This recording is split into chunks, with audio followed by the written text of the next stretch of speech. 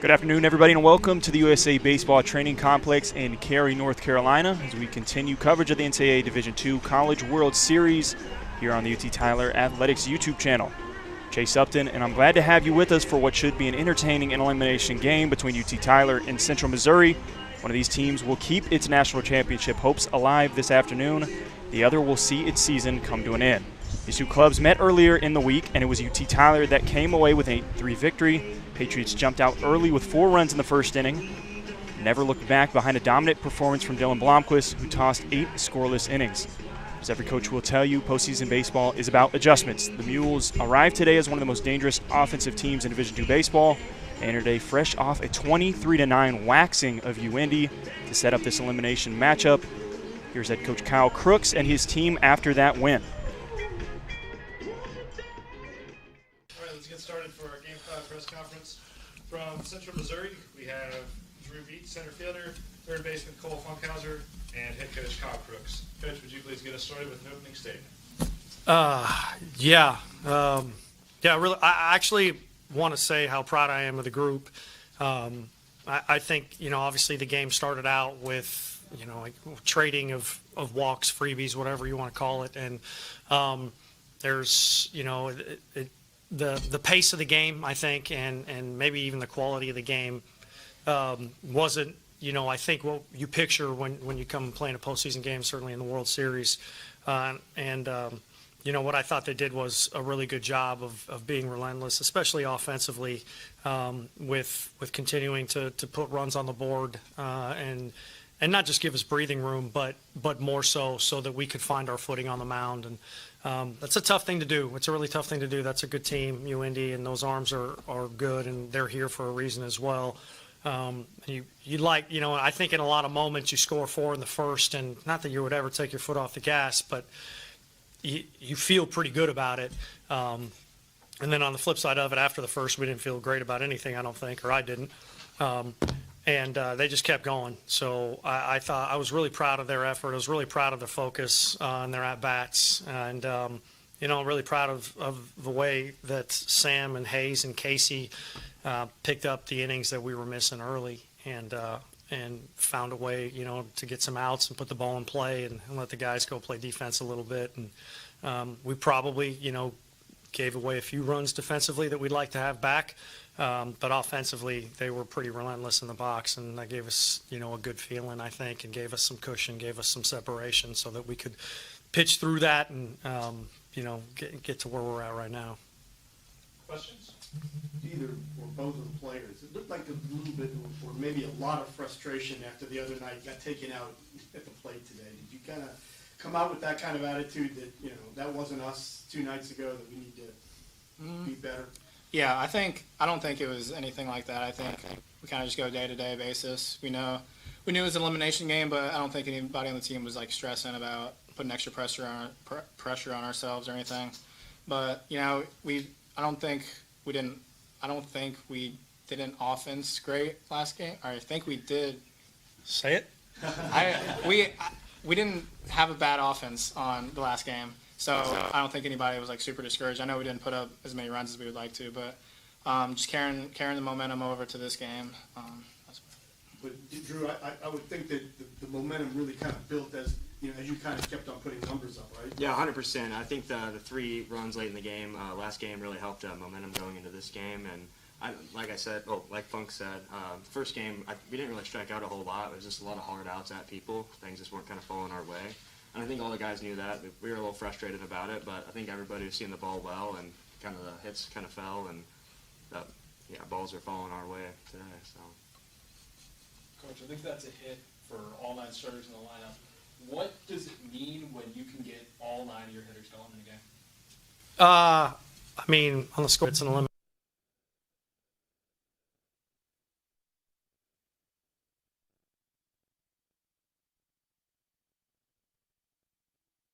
Game, and we had work to do, and they really stuck to the task really well, and that's what I'm most proud of.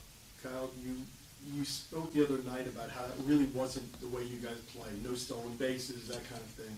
today, right from the get-go, this is more mule ball, right from the first inning, guys stealing, guys, taking extra bases. Was that the emphasis that, guys, we need to get back to us here right away? I think they know, what is us and what isn't. The other team has a say too. It's not just that easy to go, standing at first base and stealing bases. But yeah, and they don't need a message. These two guys and the rest of the guys in the uniform, I think, understand what the best versions of them are and can be. So I do think they were a better version of themselves today. Concerted effort to play our best all the time, I guess is how I would phrase it. I think motivation may be a little overrated. I think it's, our job is to play at the best of our ability all the time, and we don't always get an opportunity to do that, but we sure like to do it now, and I thought they did a good job of it today. Thanks, everybody. Thanks, guys. Thank you.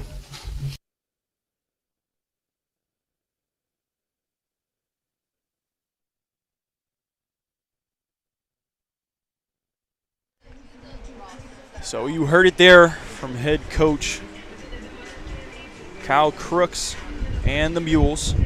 As he said, motivation is overrated at the end of that game. That's a quote that's kind of sticking with me here to start this one. That was after the 23-9 win over UIndy. In the dugout across from the Mules, UT Tyler has built its season around one of the most balanced offenses in the country. Patriots are hitting .311 as a club with 64 home runs, and their lineup combines power, speed, and patience in a difficult matchup from top to bottom. Patriots, as we said, have beaten Central Missouri once already here in Cary. That was an 8-3 victory back on Friday. 2 days later, in the winner's bracket, UT Tyler fell 8-2 to first seed West Chester. Patriots got the bases loaded 3 times and left 15 on base for the game to set up this winner-go-home rematch between the Pats and the Mules.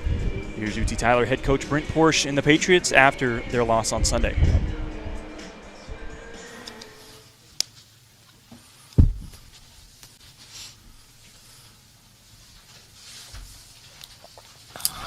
started with the second part of our press conference from UT Tyler, we got head coach Brent Porsche, passing the basin to the right fielder, and Jacob Happen, the relief pitcher. Coach, would you please get us started with an opening statement?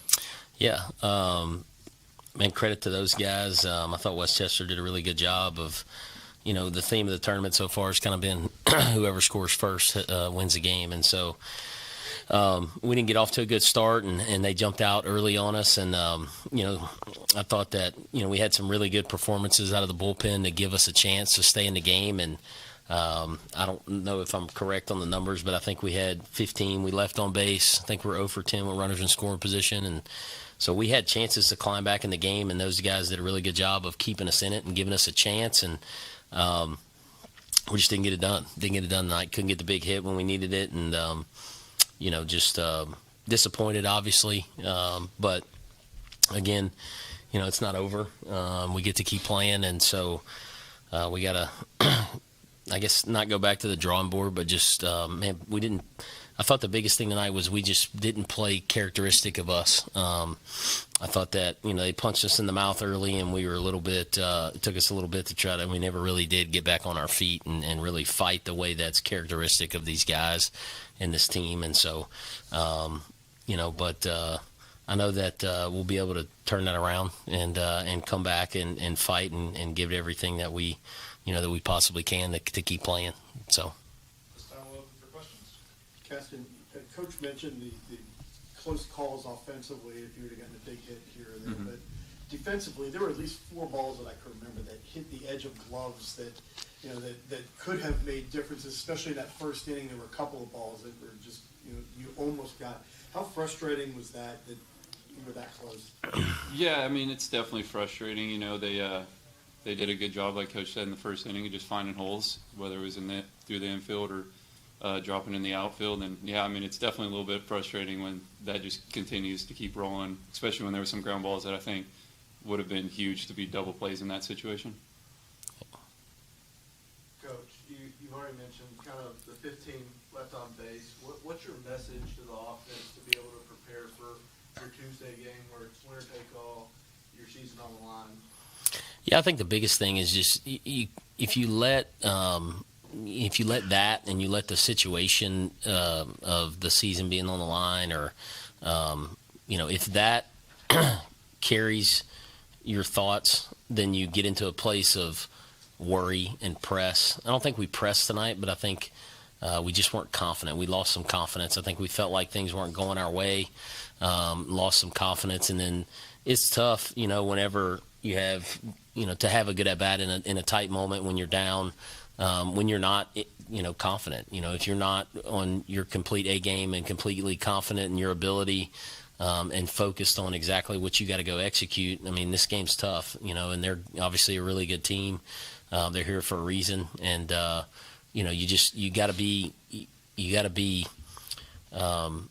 focused on taking care of that pitch in that moment. And I think that's the biggest message is just, man, we just got to be us. We got to take care of that pitch in that moment, not worry about what the score is, not worry about the game itself, but just kind of take it one pitch at a time and go execute the way that we're capable of executing. So I think if we can do that, then we got a chance to keep winning a lot of baseball games. I mean, we've been able to bounce back pretty well this year. Not the first time we've lost a game, and so I expect nothing different for this time out.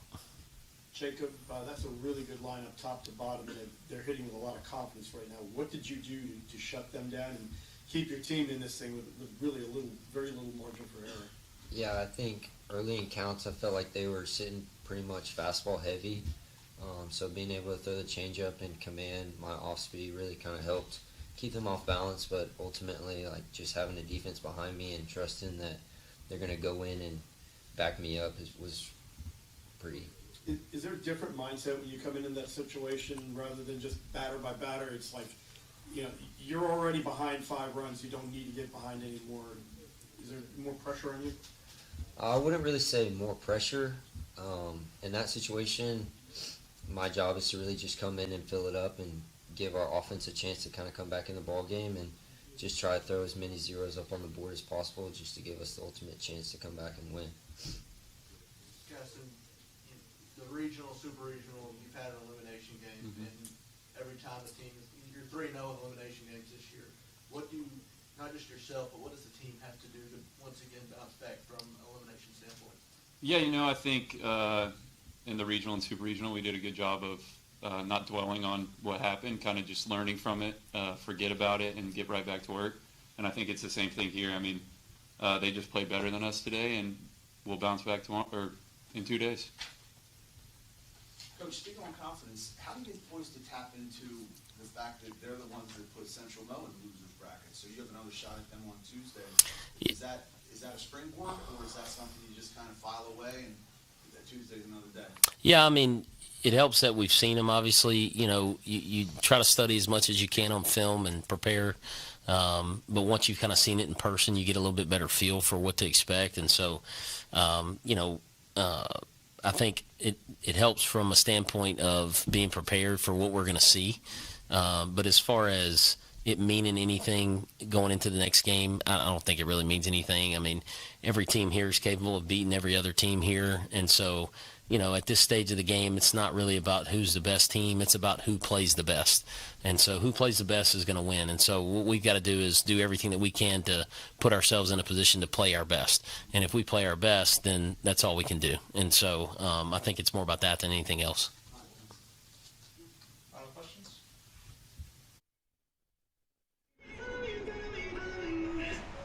So you heard it here from those two coaches. Head coach Kevin Crooks for Central Missouri says that motivation is overrated. Head coach Brent Porsche says that the opening win here from the D2 College World Series for the Pats over Central Missouri doesn't really matter coming into this one. It's about who plays the best. One storyline to watch in this one is pitching depth.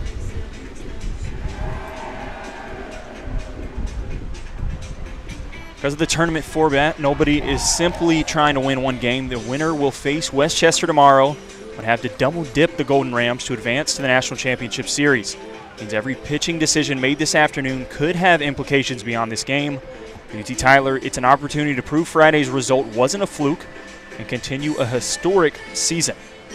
For Central Missouri, it's a chance at revenge and an opportunity to extend its season by at least another day.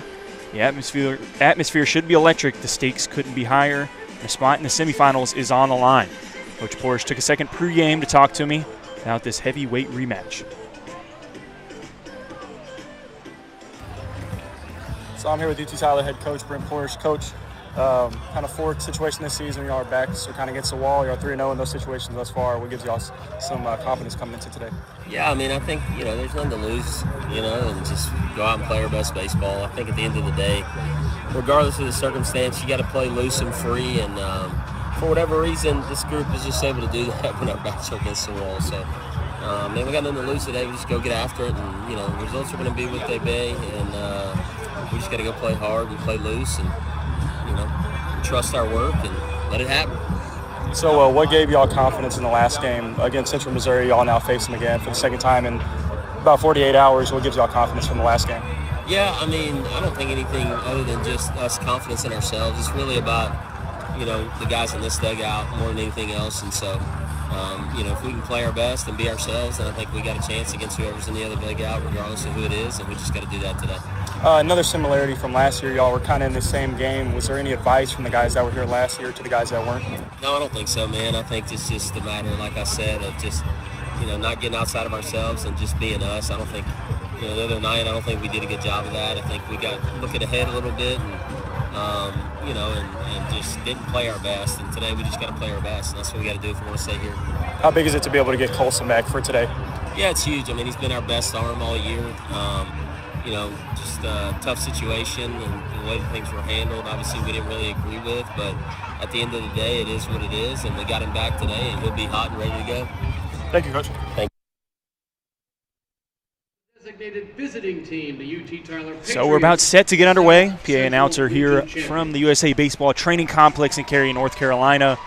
Getting ready to announce the starting lineups. Chase Upton with you on the call. Absolutely blessed to be able to be in this position here up in North Carolina to also play-by-play for UT Tyler baseball as they try to set a new program record in the win category. 49 on the year, matches the total from last year after that win versus the Central Missouri Mules on Friday. Patriots and the Mules now with their backs against the wall, win or go home situation for a spot in the semifinals against West Chester. And this is going to be a good one. We're going to take a quick step away. When we come back from Cary, North Carolina, we will have starting lineups and first pitch. You are watching UT Tyler Baseball on the UT Tyler Athletics YouTube channel. And now let's meet the starting lineup for the designated home team, the Central Missouri Mules, the Central Region champions. Leading off and playing shortstop, number 11, Cole Kreisel. Batting second baseman number 13, Grant Hollister. Batting third, first baseman number 25, Chase Wilcock. Batting cleanup, third baseman number 1, Cole Funkhauser. Batting fifth, left fielder number 6, Evan Venage. Batting sixth, the catcher, number 0, Caleb Chola. Batting seventh, center fielder number 2, Drew Veach. Batting eighth, designated hitter, number 27, Jackson Bryant. And batting ninth, right fielder, number 23, Brock Coble. On the mound for the Mules, the right-hander, number 55, Grayson Chappell. The head coach of Central Missouri is Kyle Crooks. Your umpires for today's game: at first base, Tom Clare; second base umpire, Ethan McCraney; your third base umpires, Ray Parrish; and behind home plate, Scott Jones.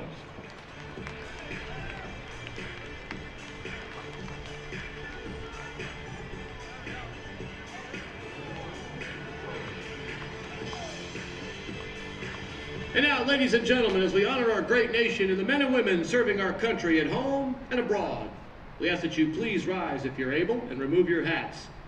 And now the playing of our national anthem.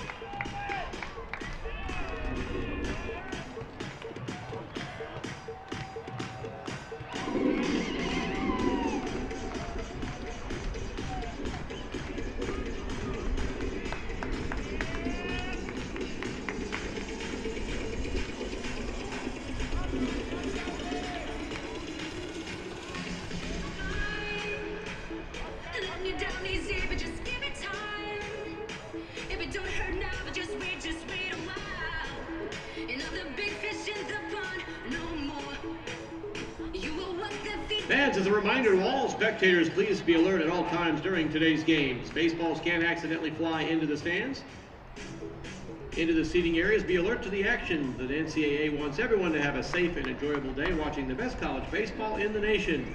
If you do catch a foul ball, you can bring it to the concession stand and exchange it for an ice cream sandwich.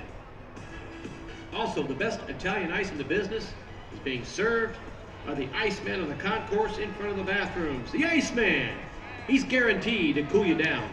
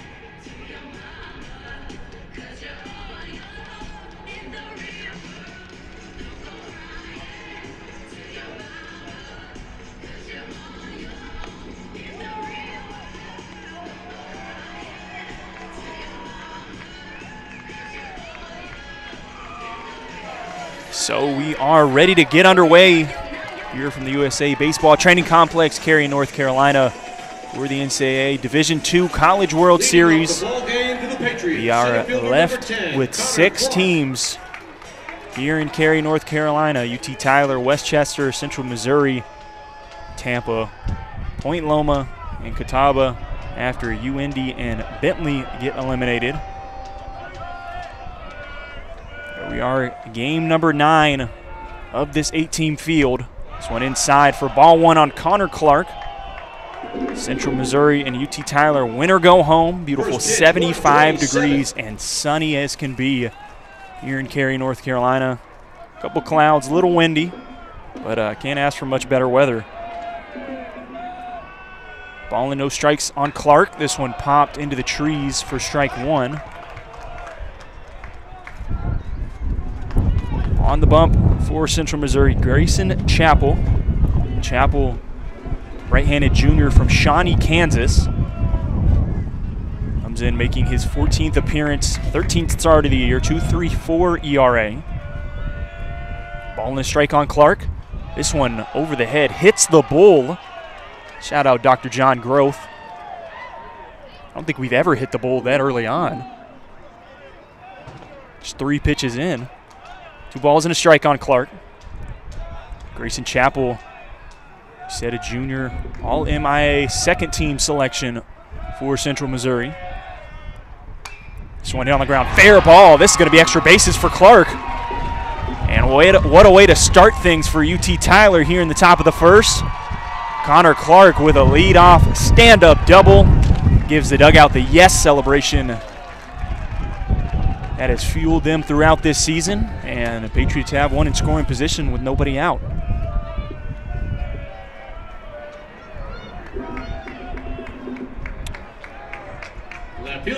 So UT Tyler matches their extra base hit total from Sunday's loss to Westchester. Caston Mason was the only with an extra bagger, had a double, and here 1 batter in, Patriots 2 bags to show for it. Brock Bearden for the first time shows bunt, takes ball 1.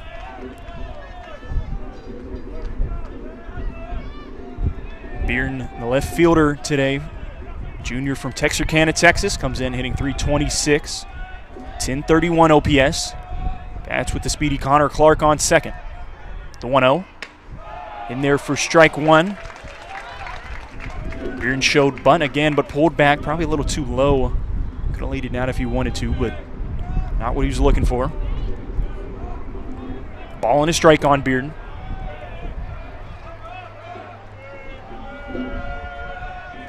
The 1-1. Bunt is laid down in between the pitcher and the third baseman, Cole Funkhauser. Over to first in time, but Bearden does his job, lays down the sac bunt, pushes Connor Clark over 90 feet. Second baseman, number 11, Tanner Hornback. That brings up the second baseman, Tanner Hornback.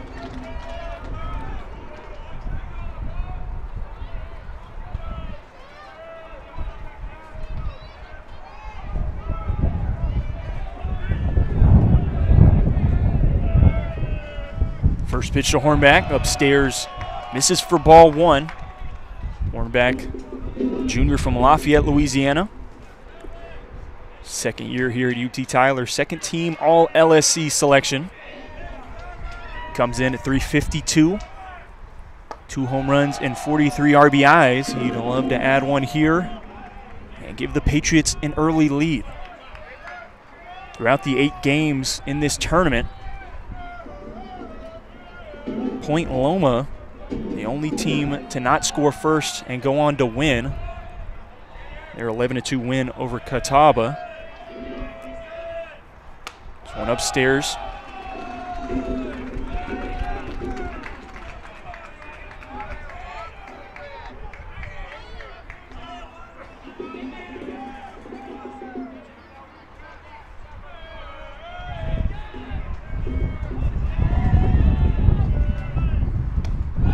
Check that. That was an 11-5 win for Point Loma in their first game as Tanner Hornback draws the walk.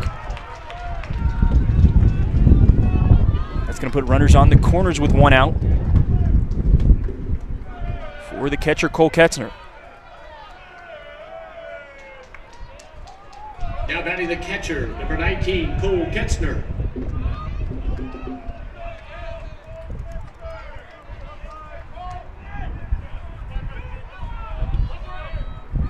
Ketzner had that big 3-run bomb against Central Missouri in the first inning of that first game, and he comes up big here once again.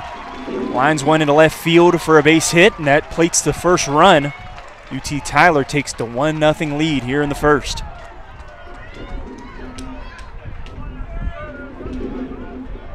Ketzner with his 69th RBI of the year. Now batting the shortstop, number 2, Drew Schmidt. Still 2 on, only 1 out. Ketzner at first. Tanner Hornback now at second for the shortstop, Drew Schmidt.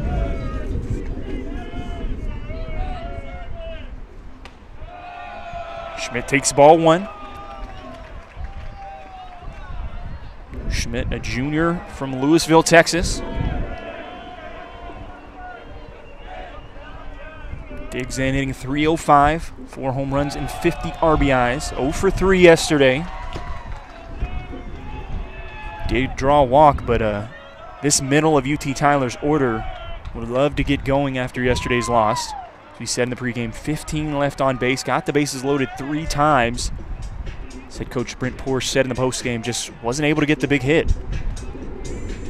So the Patriots would love to have an offensive explosion today versus Central Missouri. Meeting on the mound for Central Missouri and head coach Kyle Crooks. Kyle Crooks in his 12th season at Central Missouri. No losing seasons while at the helm for the Mules. Comes in with a 486 and 163 overall record.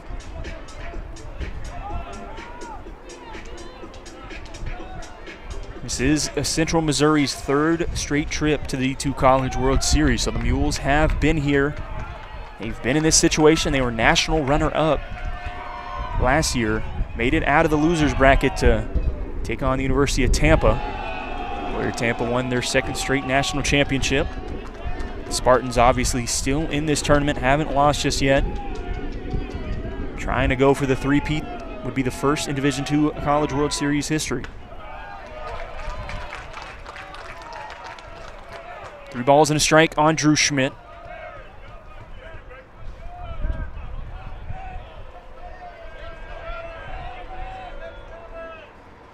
(3-1) hit on the ground. Charging on is the shortstop Cole Kreisel. Over to first in time. And the Mules turn the double play. They get out of the first, but the Patriots jump on the board. We've got to score 1-0 Patriots heading into the bottom of the first. And you can now access the official NCAA digital game program on your mobile device, tablet, or laptop free of charge. Simply visit ncaa.com/game programs for an inside look at today's championship. Team rosters are also available at the merchandise tent on the concourse level. While you're there, be sure to check out the championship gear and memorabilia available for sale at the NCAA merchandise stand.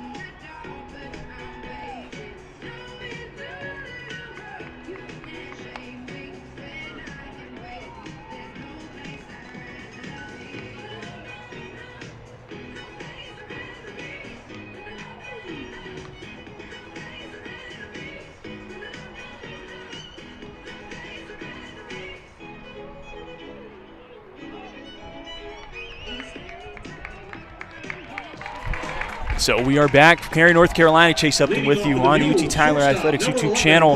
UT Tyler takes a 1-0 lead in the top of the first on the RBI from the catcher Cole Ketzner.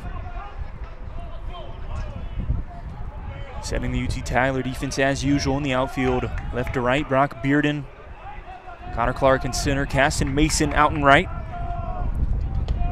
As the first pitch to the Mule shortstop Cole Kreisel misses for ball 1.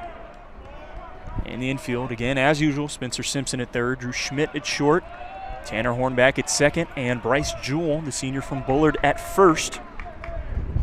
As we said, Cole Ketzner gave the Patriots the RBI in the top half of the first, behind the plate, and his battery on the mound for UT Tyler, the left-hander Caden Copeland, left-handed senior from Midlothian, Texas. And Cole Kreisel starts with what he thought was a 4-pitch walk. Instead, it's going to be 3 balls and no strikes because it's only been 3 pitches. So 3 balls and no strikes on Kreisel. Caden Copeland joined the pitching staff here at UT Tyler, transferring in from Sam Houston State for that 3 years at Louisiana Tech. For strike 1 in there on Kreisel. 87. Copeland, he comes in with a 3.97 ERA, 6-1 win-loss record on the year, making his 16th appearance, 16th start for the Pats.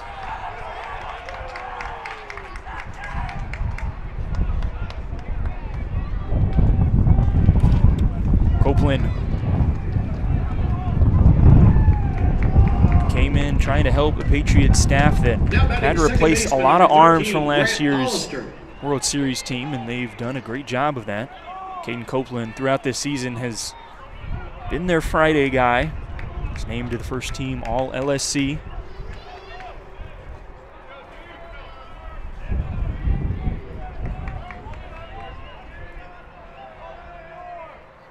That puts one on with nobody out for Central Missouri. Grant Hollister bats with Kreisel on first. Central Missouri team going to play very similarly to Angelo State. They're going to steal a lot of bags, play small ball when they need to. Kreisel on first, 20 stolen bases on the year. 1-0 to Hollister's in there for strike one. Don't know that Hollister agreed with that call from home plate umpire Scott Jones. Ball and a strike on Hollister. Comes in hitting .368, 2 home runs, 47 RBIs as Copeland checks on Kreisel over at first. And UT Tyler and Central Missouri's first matchup on Friday. Grant Hollister went 1 for 5 with a double. The 1-1, swing and a miss. Ball and 2 strikes.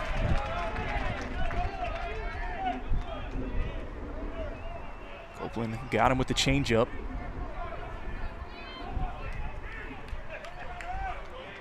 Caden Copeland's pitch arsenal going to go mainly slider, fastball, splitting both of those about 45% of the time each. We'll mix in a changeup, as I believe we just saw on the previous 2 pitches on Hollister. It's now 2 balls and 2 strikes.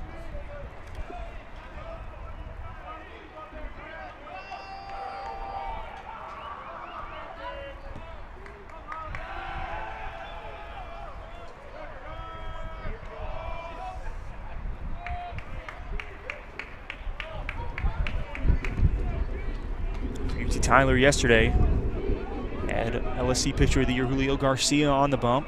Pats gave up 5 runs in the first inning to Westchester.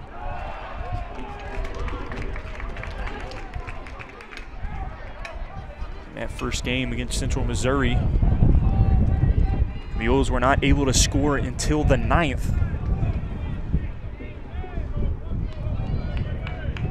So the Patriots looking for a similar result as that first game.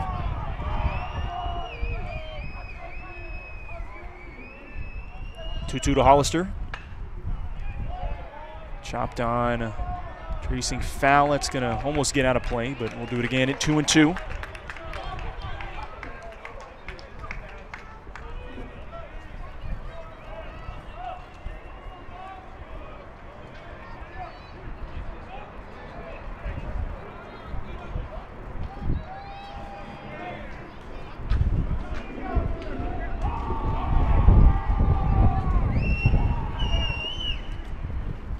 Two in the dirt.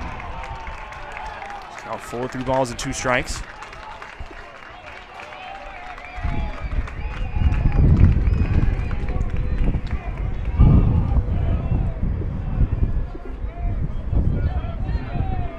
balls and 2 strikes to Hollister. Kreisel on first. Copeland will check on him. Kreisel back safely without a slide. One thing that Coach Brent Porsche said Dylan Blomquist did at an elite level against the Mules in the first game for the Pats is did a great job of keeping runners on base as Mules had the hit and run on, and Kreisel will go first to third. Base hit from Grant Hollister. Puts 2 on and nobody out here in the bottom of the first for Central Missouri.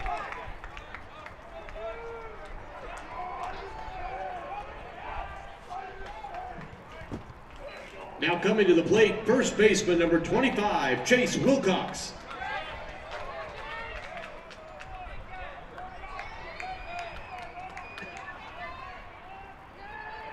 So Kreisel now on third, Grant Hollister at first for Chase Wilcox.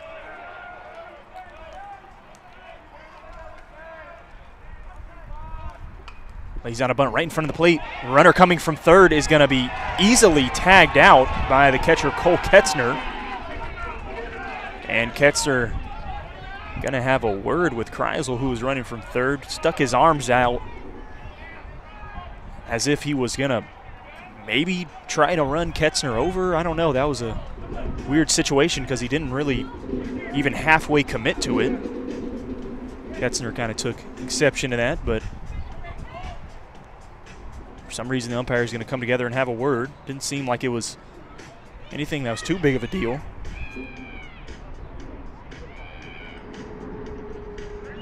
This will be a crew chief review from the way to play.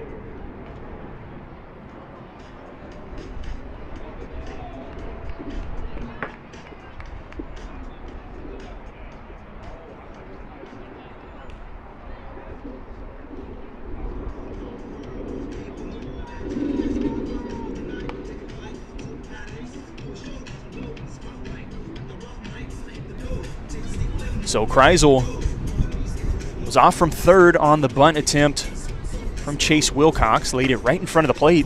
Ketzner kind of just picked it up and went to tag Cole Kreisel. Kreisel seemed to stick his arms out and possibly put an attempt on Cole Ketzner or maybe running him over, which is not a good idea.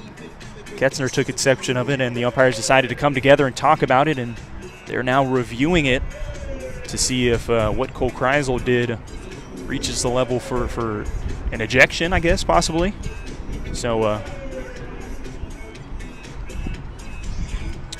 believe third base umpire Ray Parrish and second base umpire Ethan McCrane are together reviewing the play over.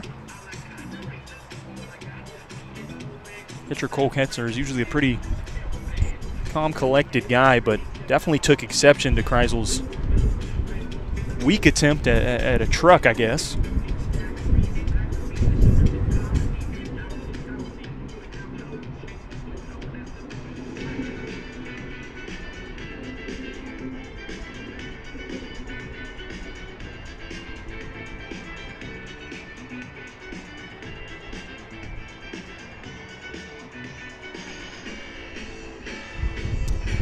So the umpires look it over, and we will have a decision made here. On the replay, it didn't look like anything extreme, but After review, the runner we'll see. is out at home plate, no malicious contact. So the umpires came together, say no malicious contact. Can't say I disagree with that call. Kreisel did seem to stick his arms out a little bit and maybe induce some contact, but baseball's a contact sport. We're not mad at that. Nothing wrong with getting tensions a little high here in the first inning. UT Tyler, Central Missouri, winner go home situation. That is bound to happen. So that's going to make it 1 out. Runners on first and second here in the bottom of the first. Cole Funkhauser for the first time, who similar to Chase Wilcox before him had a game to forget in the first matchup with UT Tyler. Funkhauser went 0 for 3. Did draw a walk and score run, but looking to get the offense going here in the bottom of the first. Match the 1 run put up by the Patriots.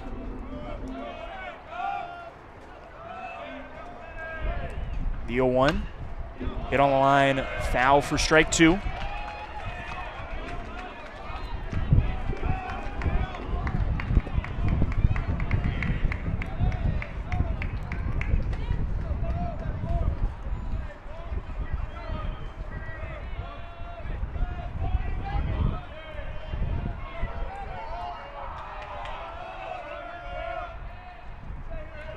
The 0-2 delivery from Copeland, swing and a miss.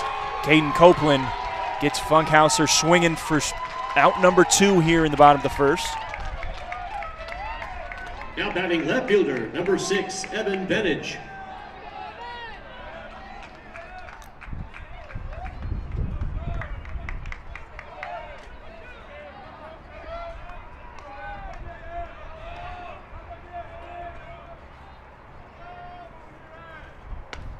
Evan Vintage takes strike 1. Vintage, a redshirt freshman from Springfield, Missouri. Played his high school ball at Kickapoo High School. Interesting name there. Comes into this one having a pretty good tournament thus far. 3 for 8 in the Mules 2 games. 2 for 6 with a double and scored 2 runs on Sunday versus UIndy. Mules won that game 23-9, so just about everybody in the lineup got a part of that action. I believe they had 2 players with 4 hits, 1 with 3, a couple with 2. So one hit on the ground at the shortstop, Drew Schmidt. Long throw in time to get Vinage for the 3rd out. So we head to the 2nd inning. The Patriots still lead 1-0. Chase Upton with you from Cary, North Carolina. We'll be right back. Hit, no errors, and 2 men left.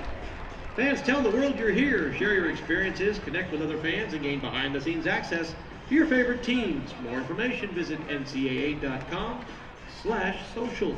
The hashtag for the D2 Baseball Championship is D2BSB. And for more information on the Baseball Championship, visit umotrojans.com or ncaa.com.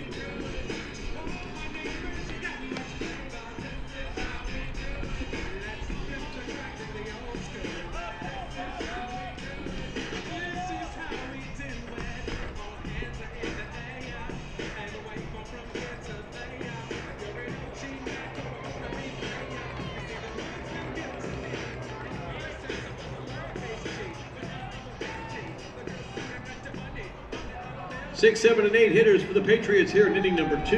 Leading off is right fielder number 25, Cashton Mason. 6, 7, and 8 due up for the Patriots here in the 2nd inning. They bat with a 1-0 lead against Central Missouri.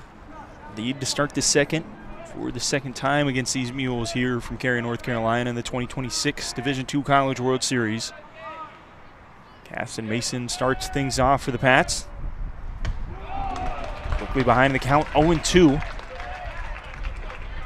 For Caston Mason, he has been on a tear throughout this postseason, not just the NCAA tournament, but starting in that first game against Lubbock Christian in the LSC tournament. Mason hitting .450, 12 extra base hits, 8 doubles, and 4 bombs for the senior from Rockwall, Texas in this postseason.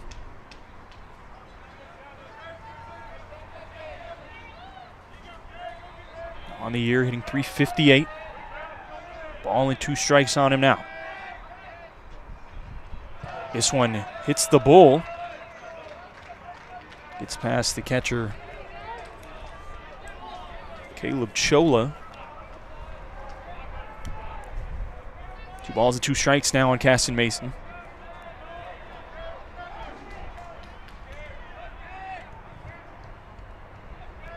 Set the pitch from Chappell. Out back and out of play. We'll do it again at 2-2.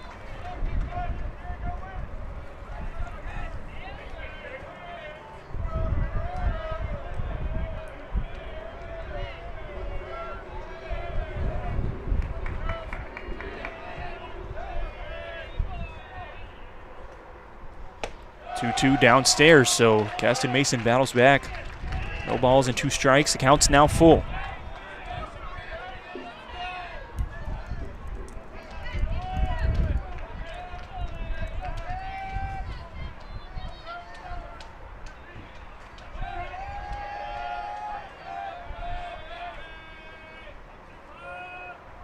The payoff from Chappell. Lined out to left field. That's going to be a long foul ball. We'll do it again at 3-2.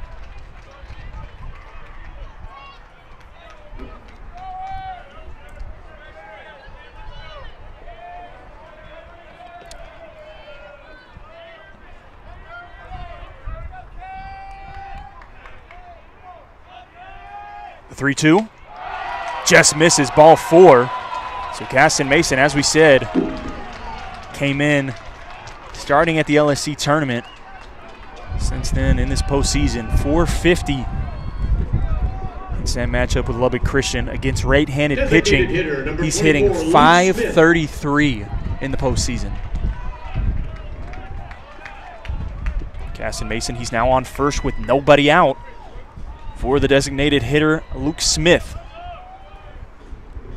Shows bunt, fouls it off. That wind is really starting to blow in here in Cary, North Carolina.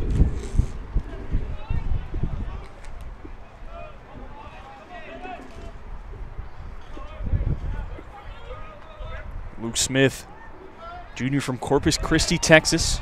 One of the members of this UT Tyler team that was not here last year. Transferred in from Rice University. So far 3 for 10 here at the College World Series. 2 for 5 yesterday. The only Patriot with multiple hits against Westchester. Digs in, hitting .337 on the season. Swings and misses through strike 3. Luke Smith down on 3 straight pitches for the first out here in the top of the second.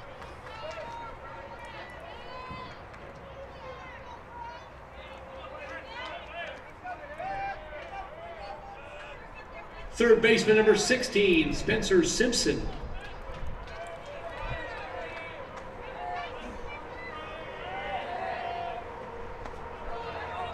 Spencer Simpson takes ball 1 in the dirt.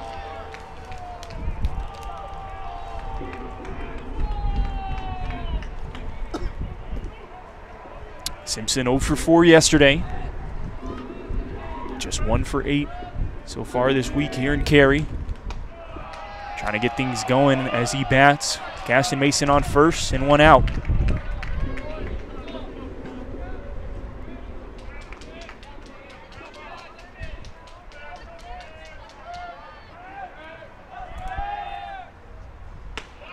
There's 1 in there for strike 1. 86 on the fastball from Grayson Chapel.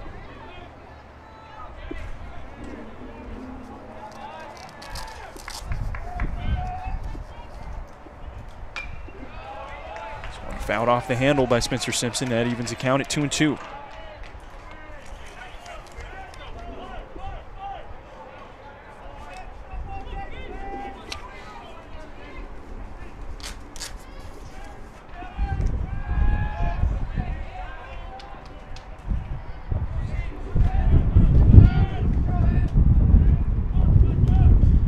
The 2-2.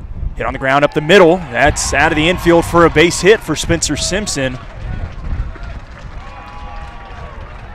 His first since the Patriots game on Friday versus these Mules, and Pats are rolling here in the second. 2 on with 1 out for the 9-hole hitter Bryce Jewell.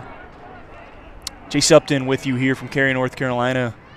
UT Tyler baseball winner go home situation between Central Missouri and the Patriots. For anyone listening in, tweet me. I was going to say tweet me, but post on X. Let me know where you're listening from. If I'm pronouncing somebody's son's name wrong, let me know that too. YouTube comments. Twitter or X is Chup Sports. That's CHUP Sports on X.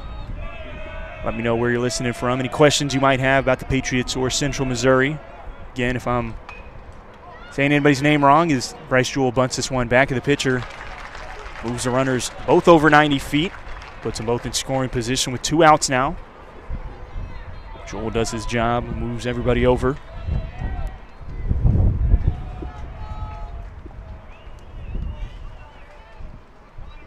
Top of the order, center fielder Connor Clark.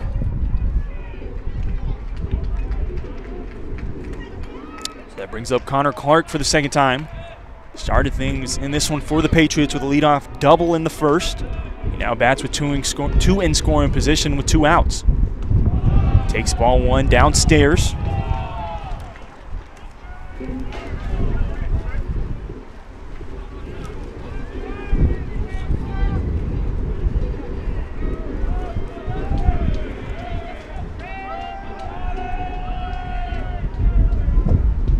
The 1-0. Cut on and miss by Connor Clark. That evens the count at 1-1.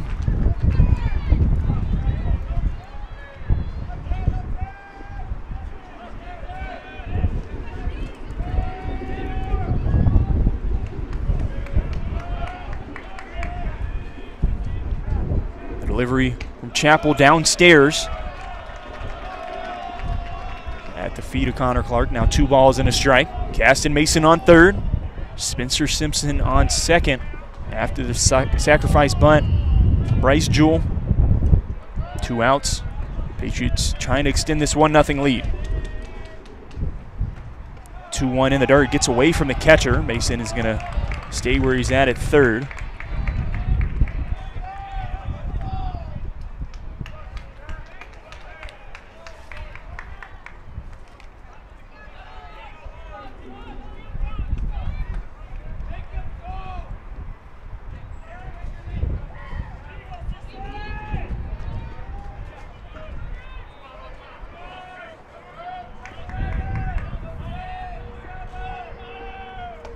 Swing and a miss. Connor Clark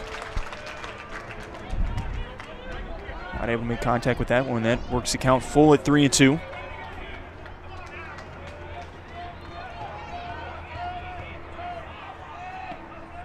The payoff. Lifted back and out of play.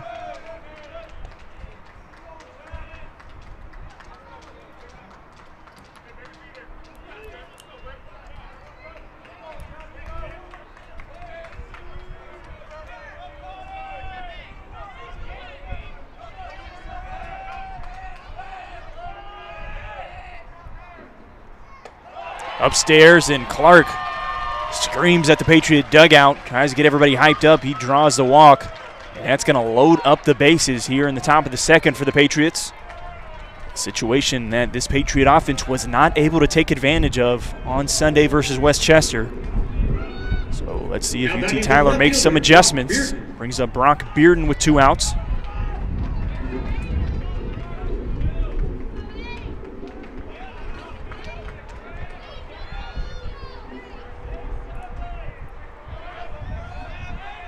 Mason on third, Spencer Simpson on second. This one flat out to left field. Bearden gives it a ride, but that's going to be a long third out. Brock Bearden was probably about 10 feet short opening this one up in the second. Nonetheless, Patriots not able to take advantage of the bases loaded. Once again, we head to the bottom of the second. UT Tyler still leads 1-0. We request your cooperation in supporting the student athletes and officials in a positive manner. Profanity, derogatory comments, or other intimidating actions directed at athletes, officials, team representatives, or other fans will not be tolerated and are grounds for removal. We appreciate your cooperation in creating a safe and positive game environment. Respect. It's the name of the game. Homegrown alligator, see you later. Gotta hit the road. Gotta hit the road. Sonic change in the atmosphere. Architecture unfamiliar. I could get used to this. Time flies by in the yellow and green. Stick around and you'll see what I mean. There's a mountain top that I'm dreaming of. If you need me, you know where I'll be. I'll be riding shotgun underneath the hot sun, feeling like a someone. I'll be riding shotgun underneath the hot sun, feeling like a someone. South of the equator, navigator, gotta hit the road, gotta hit the road. Deep sea dive around the clock, bikini bottoms, lager tops. I could get used to this. Time flies by in the yellow and green. Stick around and you'll see what I mean. There's a mountain top that I'm dreaming of. If you need me, you know where I'll be. I'll be riding shotgun underneath the hot sun. 6, 7, and 8 hitters for the Mules here in the second. Leading off is the catcher, Caleb Chola.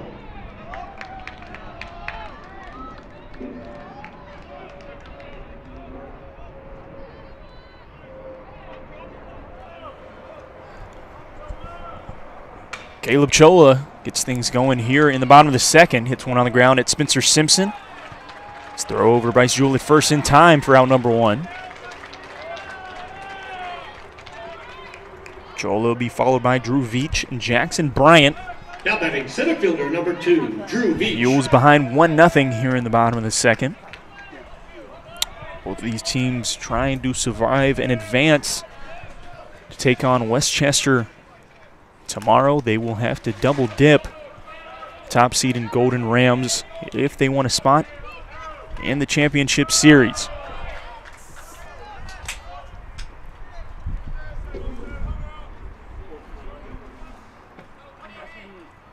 First pitch misses outside on Veach. Only no strikes. Set in the pitch from Copeland. In there for strike one.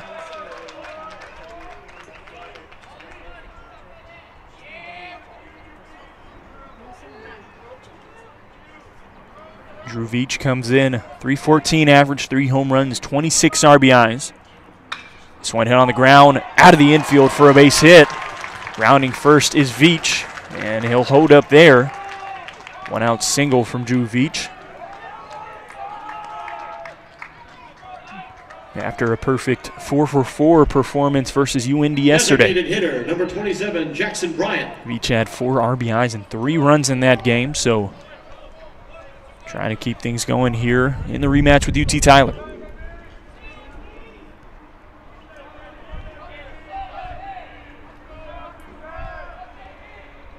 First pitch to Jackson Bryant. This is for ball 1. Bryant, a senior from Aurora, Colorado. Comes in hitting .196, a home run, and 11 RBIs for the designated hitter.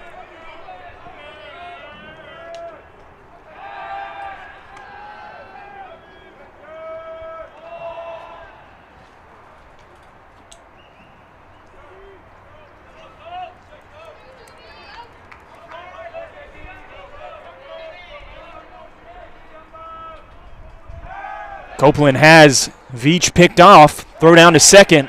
Veach is going to get under the tag. As Drew Schmidt, the shortstop, lost the ball.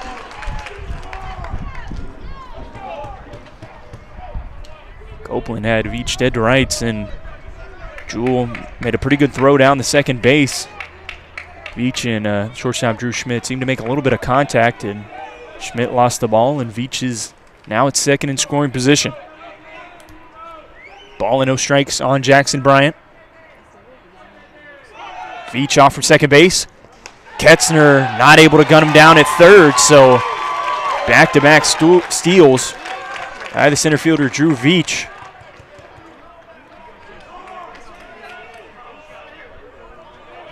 Steals number 27 and 28 for the junior from Kansas. And he puts the Mules' first run just 90 feet away.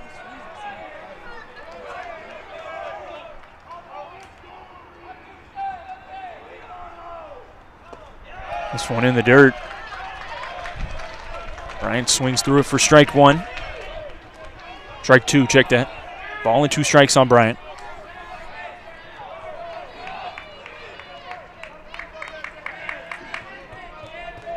Bryant 0 for 2 in the Mules' first game with UT Tyler. 1-2 in the dirt. It's going to even the count.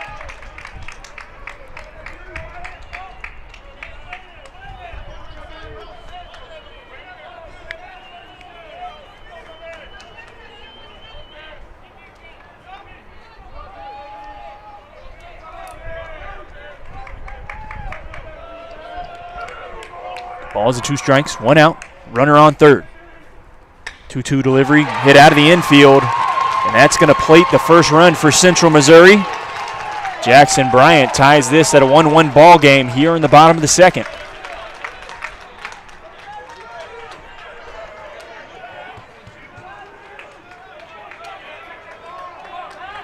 The right fielder, number 23, Bryant just poked a pitch that was probably a ball out between Tanner Hornback and Bryce Jewell.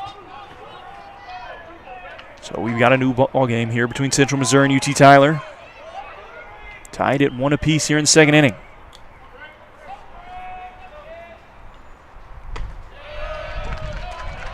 Caden Copeland pours one in for strike 1 on the 9-hole hitter Brock Coble.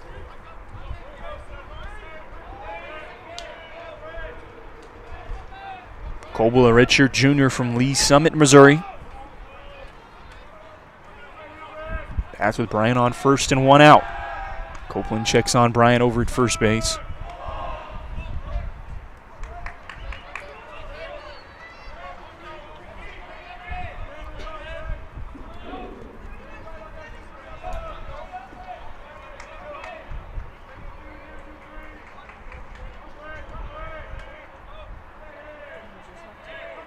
Neal 1. Hit out of the infield, same spot. It's where Jackson Bryant hit it.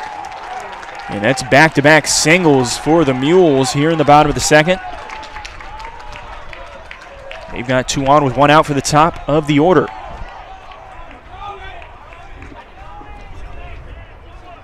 Caden Copeland for UT Tyler. Now up to 31 pitches, and that's going to draw a mound visit from head coach Brent Porsche. We'll step away, take a quick break. We'll be right back from Cary, North Carolina in the Division II College World Series.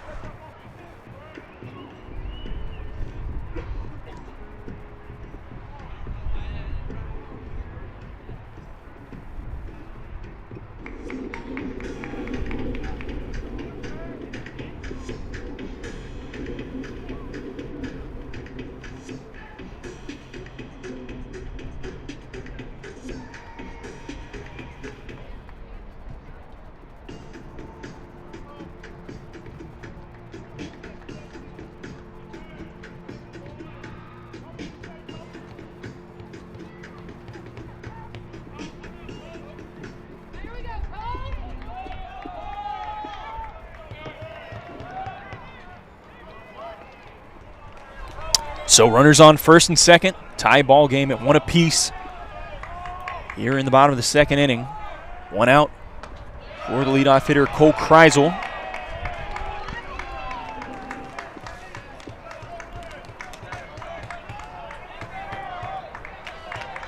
Kreisel started things being hit by a pitch in the first. Now bats trying to give Central Missouri their first lead. Cuts on and misses through strike 1.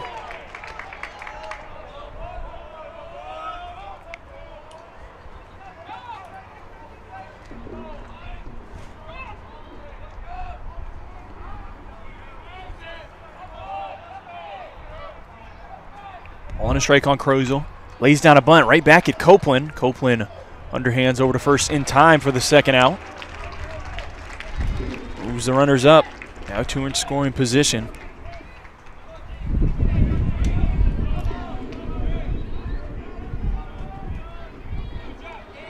The second baseman, Grant Hollister.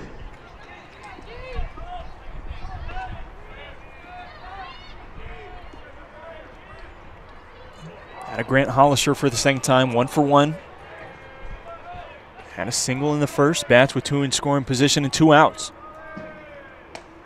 First pitch misses inside for ball 1. Copeland selected as the LSC preseason pitcher of the year. Came to UT Tyler to join a rotation that lost a really bunch of very valuable arms from last year's World Series team, including Raleigh Hector, among others.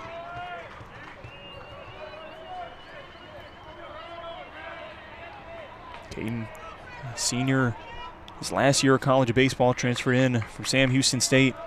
Before that was at Louisiana Tech for 3 seasons.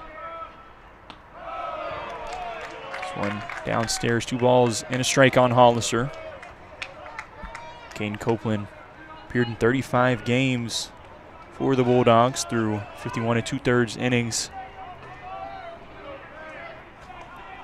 So a good amount of Division I experience. This is his first start at the Division II College World Series. First starter for the Patriots without any experience in this field. Both Dylan Blomquist actually didn't have it. I didn't think about that either. He was at the World Series last year but was battling an injury, so didn't get to throw. So Copeland, the second pitcher without any experience in carry. This one in the dirt. 3 balls and 2 strikes on Hollister.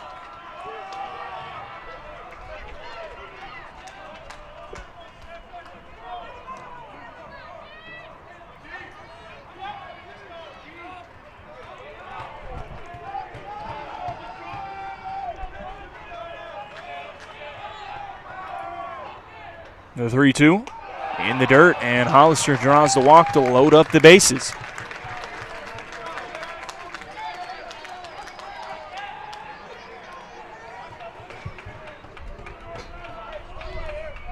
Now batting first baseman Chase Wilcox. First walk allowed by Copeland. There's some movement in the UT Tyler bullpen, and I believe it's Colson Abel that's going to come into this one and make his first appearance here in Cary.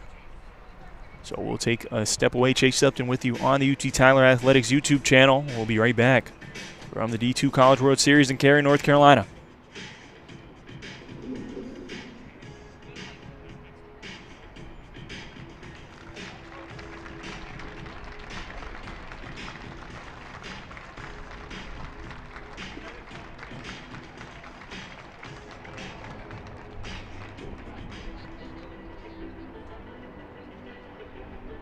Your attention, please. Now on the pitch for the Patriots, left-hander number 15, Colson Abel.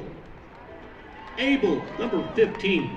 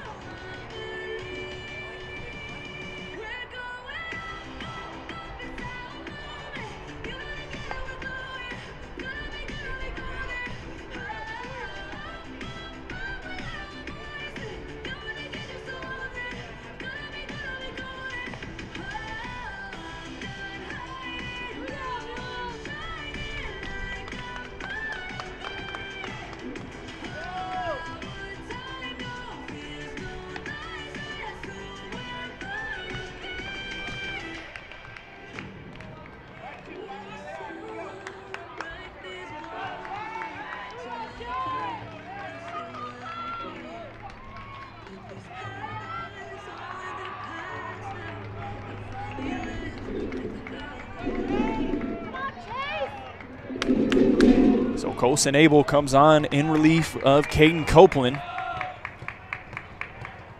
Copeland loads up the bases. There's 2 outs here in the bottom of the second. For the first baseman, Chase Wilcox for the second time.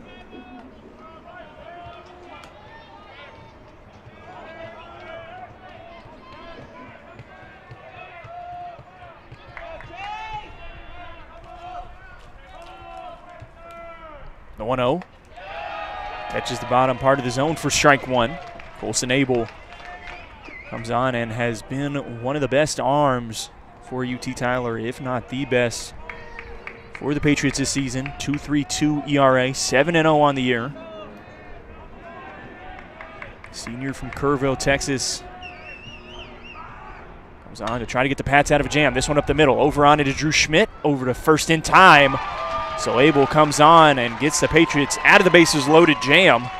But we've got a new score, tied at 1 apiece heading into the third inning. We'll be right back from Cary, North Carolina. Fans, everyone seems to be getting in on sports betting. The ads are hard to ignore, and social media is flooded with constant harassment. In fact, 1 in 3 student athletes have experienced betting-related harassment. Help the NCAA draw the line. Visit ncaa.org/drawtheline.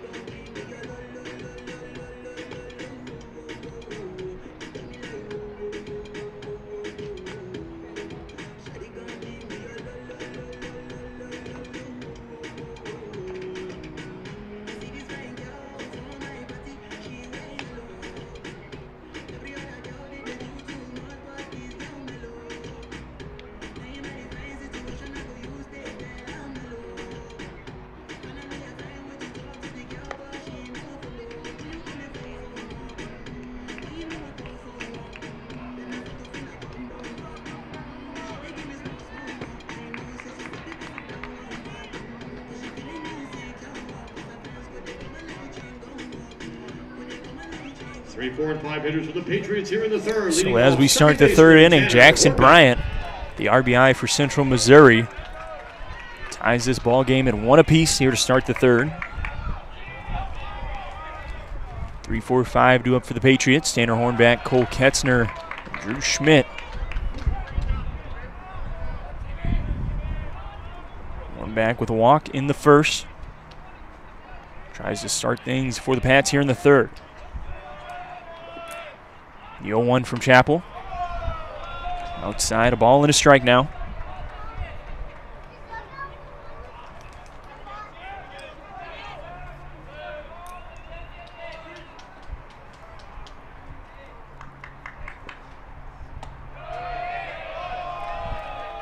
This one misses inside, 2 balls and a strike. Game number 9 of the D2 College World Series, Central Missouri, UT Tyler.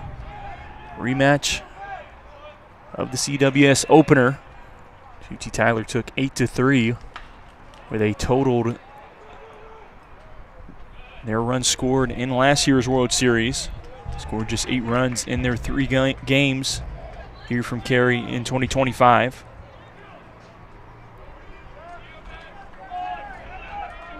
Patriots won that one 8-3 and fell on Sunday to Westchester 8-2.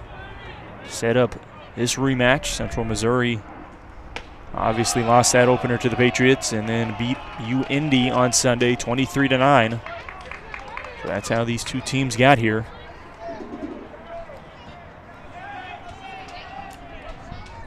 Patriots and the Mules.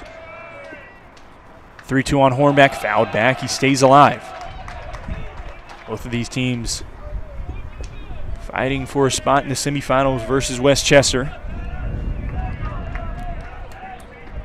Whichever team makes it into that slot would have to beat the Golden Rams twice for a spot in the championship series. 3-2 from Chapel, hit on the ground. Over on it is Funkhauser and Kreisel, and that's going to get out of the infield for a base hit for Tanner Hornback.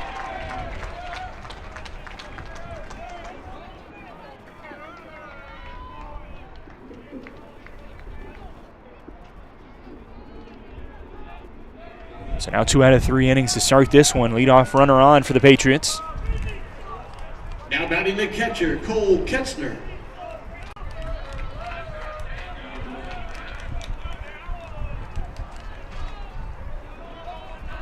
Brings up Cole Ketzner for the second time. Ketzner 1 for 1, had that RBI single to open up the scoring in the first. That first game against Central Missouri had that 433-foot bomb out to left field. Give the Patriots the lead in that one, so here Ketzner bats, trying to give the Pats a lead for the 3rd time against the Mules. The 1-0 from Chapel. Popped up in the infield. Under it is the 3rd baseman, Cole Funkhauser, who puts it away for out number 1.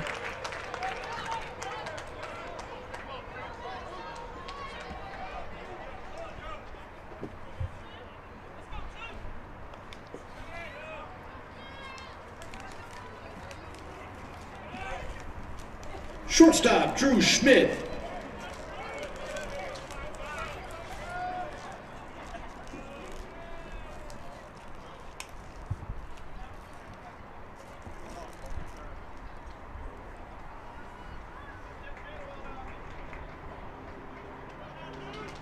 So a runner on first with 1 out.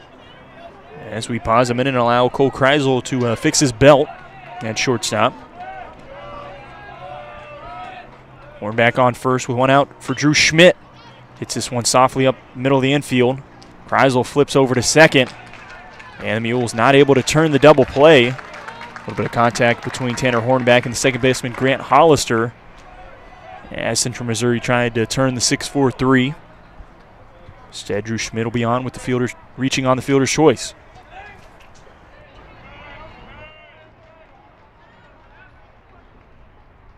Right fielder, Caston Mason.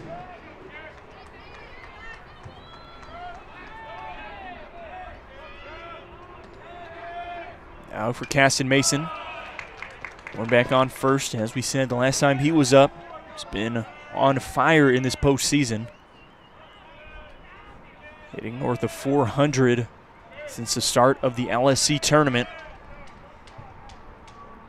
Hitting north of 500 against right-handed pitching during that time.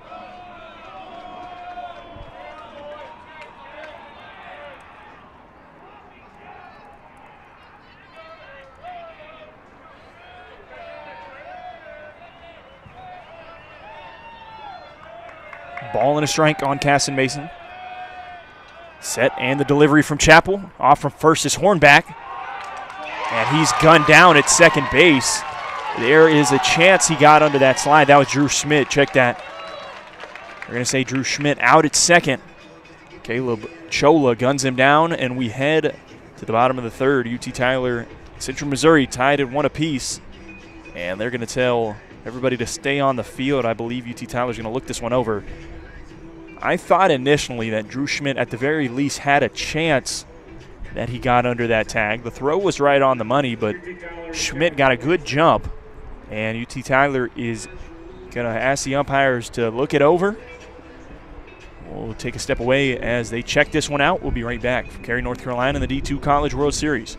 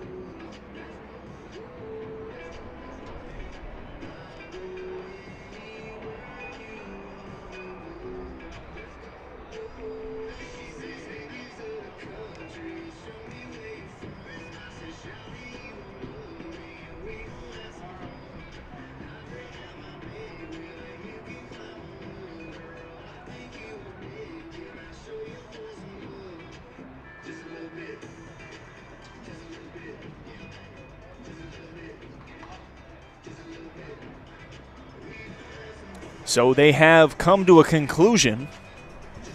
We'll stand by and see what they decide. Drew Schmidt initially called out at second base. After review, the call on the field is overturned. And the call has been overturned. Drew Schmidt right away, as soon as that tag was laid on him and was called out, showed some frustration. Third base coach Taylor White, better known as TY, he thought Schmidt was safe as well.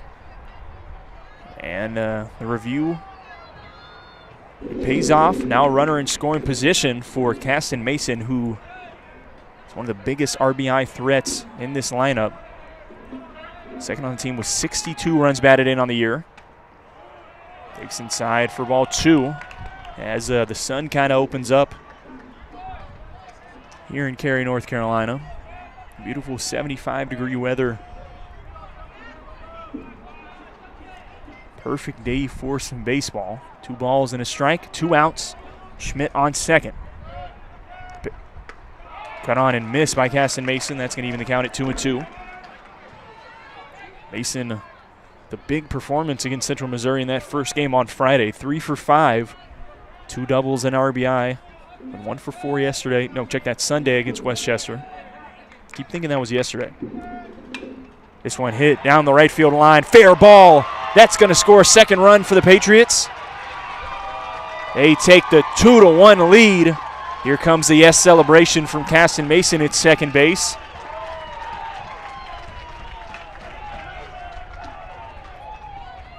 Mason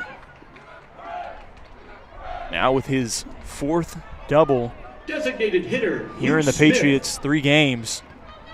This one, RBI number 63 on the year.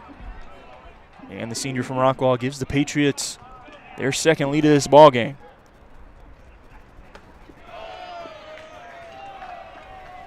Brings up the DH, Luke Smith, with 2 outs. T. Tyler so far with 2 runs on 5 hits. Central Missouri, their 1 run on 4. Luke Smith swings through strike 1.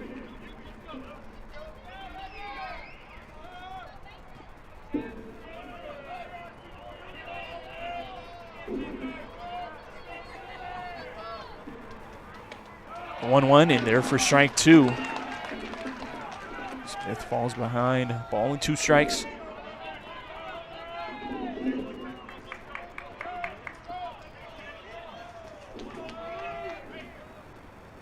Smith hits this one on the ground at the first baseman, Chase Wilcox. Taps on the bag unassisted for the 3rd out, but we've got a new score. We head to the bottom of the 3rd. UT Tyler leads 2-1. 2 hits, no errors, and 1 man left. We'll be right back from the D2 College World Series.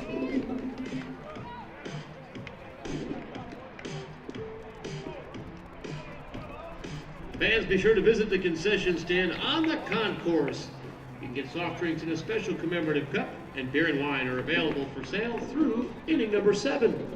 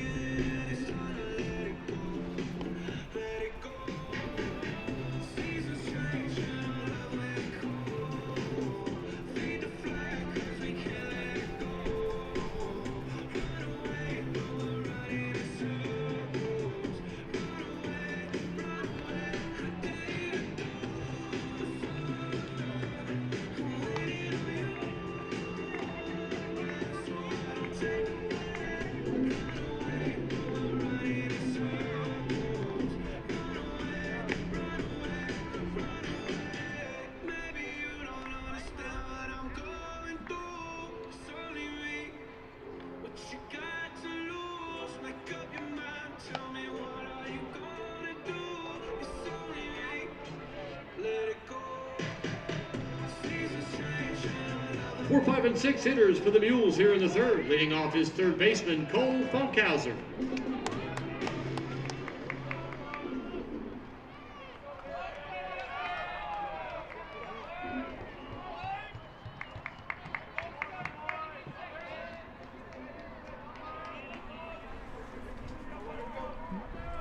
So Colson Abel on the bump for the Pats after coming on in relief of the senior Caden Copeland.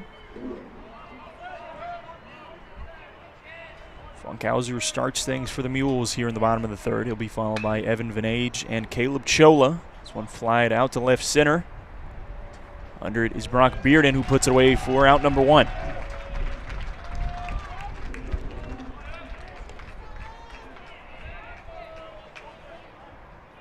Left fielder Evan Vanage.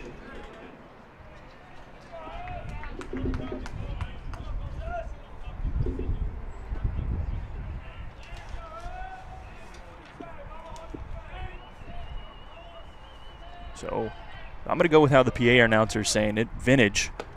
I've been saying it Vanage. Let's go Vinage. So Evan Vinage with 1 out, nobody on.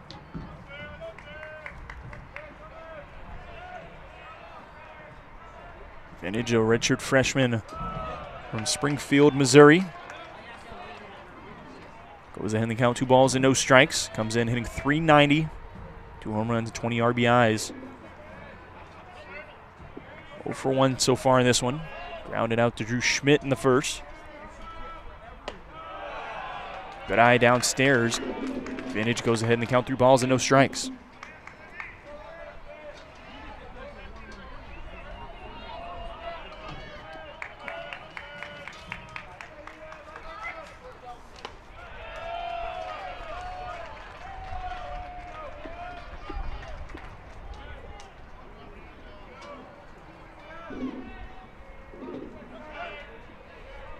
The 3-1. Downstairs for ball 4, so Vintage draws the 1-out walk. C-Mode trying to answer the run put up by the Patriots.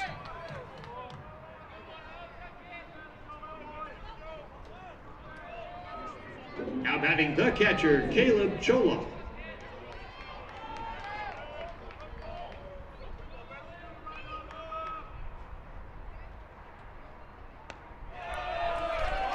This one in there for strike 1 on Caleb Chola.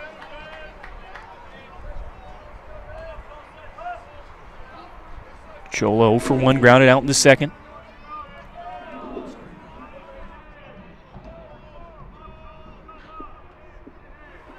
The 0-1 flat out to right field. Over on his Casson Mason. He might be able to double up Vinage. He won't. Vinage was off. Mules had a hit and run on. But Vinage able to get back to first. Colson Abel, as we said, has been one of, if not the best arms for UT Tyler this season. Center fielder, Drew Veach. Named to the NCBWA All-South Central Region first team. Obviously, all first team LSC, all LSC first team. Said that all out of whack. Abel going to go to his nasty slider about 70% of the time, compared to about 27, 28% of the time with his fastball.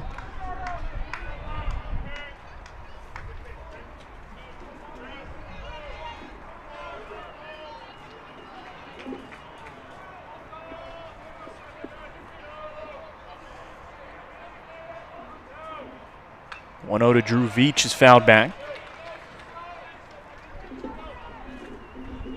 Against right-handed hitters like Veach, Abel will mix the changeup in a little bit more, but against left-handed hitters, he's going to go pretty much always just slider fastball, and I don't blame him. It has to be extremely difficult for a left-handed hitter to see that nasty slider coming from the left side. The 1-1 fouled off into the Mule dugout. Ball and 2 strikes now on Veach.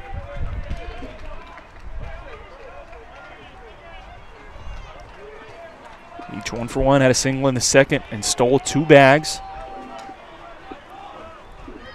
That's now 2 outs. Vintage on first. 1-2 from Colson Abel. Came at him with the fastball. Veach able to foul it off and stay alive.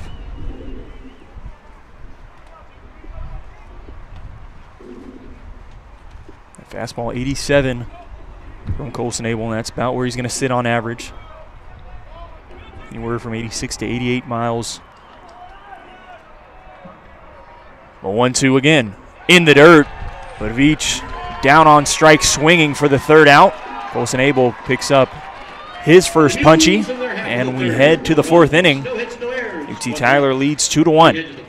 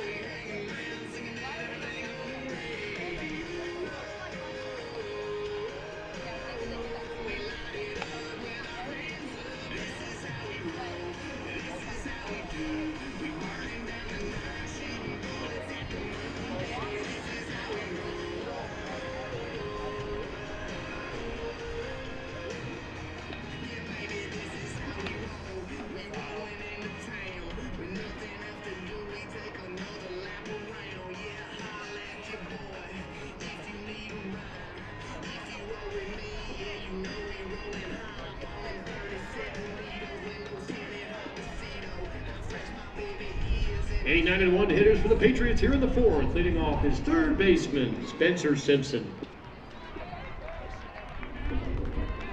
8-9-1 due up for the Pats here in the top of the 4th. Spencer Simpson, Bryce Jewell, and back to the top of the order in Connor Clark. Patriots lead 2-1 as we start the fourth.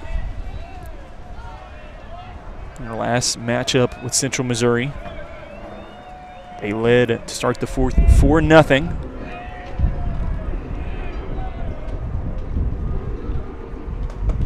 Simpson would love to get things going here for the Patriots. Extend this lead a little bit. Simpson 0 for 4 yesterday. Why do I keep saying yesterday? I really don't get why I keep saying yesterday. I was doing that the other day as well. Since we're 0 for 4 on Sunday, we had a day off yesterday. Me and UT Tyler Athletic Director Sam Ferguson, who has taken me to many universities as we've been up here in Cary, North Carolina. We've checked out UNC, Duke University, got to check out Cameron Indoor and the Blue Devils football and baseball field. We then also went to Campbell, where Dr. Ferguson went for a couple years. We checked out NC State, downtown Raleigh. And then yesterday we checked out Elon University, private school. Beautiful, beautiful campus. I mean, absolutely spotless basketball, baseball, and football facilities. Football facility, the field was being completely redone, obviously, because it's summer, time to redo the grass and make sure everything's looking good for the next season. But, I mean, that basketball stadium at Elon University, just absolutely beautiful. One of the best venues I've been in. And with that being said, we got to go into Cameron Indoor Stadium. So that being said about Elon is nothing light by any means. 3 balls and a strike now on Spencer Simpson. Misses on that one for strike 2. And Chappell works back in the count. It's now full. Chappell now through 3 innings. He's given up 5 hits, 2 earned runs. He's picked up a strikeout on 67 pitches. This one just misses on Spencer Simpson, and he draws a leadoff walk. So that's 3 out of the 4 innings for this UT Tyler lineup that they have started an inning with a base runner. Grayson Chappell now his 4th walk allowed. First baseman Bryce Jewell. That brings up the senior first baseman Bryce Jewell.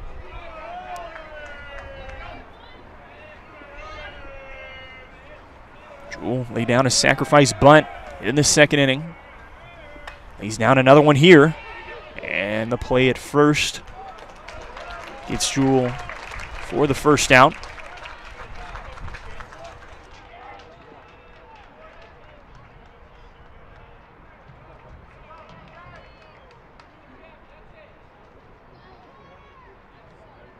Top of the order, center fielder Connor Clark. So back to the top of the order for UT Tyler.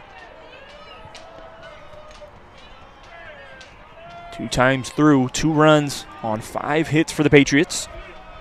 Connor Clark is 1 for 1, had a double in the first and a walk in the second. Pops this one up. It might stay in play, and it will get out of play for strike 1. Almost hit a lady sitting in the stands. Glad she was paying attention. That one snuck over, up and over the netting into the stands behind home plate. Over there sitting by herself, didn't have anybody to tell her heads up, so glad she was watching the game. Hate to say it, but fans tend to be on their phones a good amount at baseball games, and it feels like every other day you see somebody wearing a foul ball. This one popped up shallow right field. Connor Clark flies out for out number 2. That one got up in the air and just, the wind is blowing a little hard here in Cary. Not too bad, but anything that gets in the air is going to die. Seems to be blowing in. Left fielder Brock Bearden. That brings up Brock Bearden. With Spencer Simpson on second and 2 outs here in the top of the 4th. Bearden takes strike 1.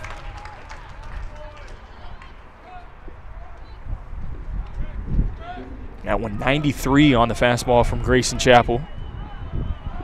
Seen him touch 93, 94 pretty consistently on the heater. Chappell, I don't even think I've said it yet. and forgetting that we're on radio, Chapel stands 6'8", 255 on the mound for Central Missouri. Wonder how often this kid gets that he's playing the wrong sport. I think he could start at small forward for the Rockets tomorrow or tight end for the Texans. Maybe both if he was interested in it.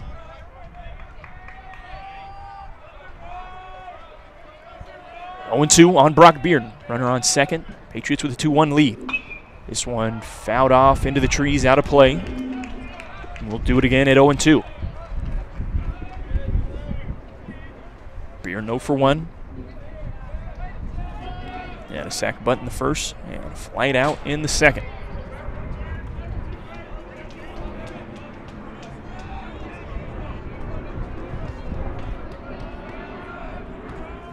The 0-2 once again from Chapel. Fouled off. Bearden right on what I believe was a changeup. Was 83 on the changeup.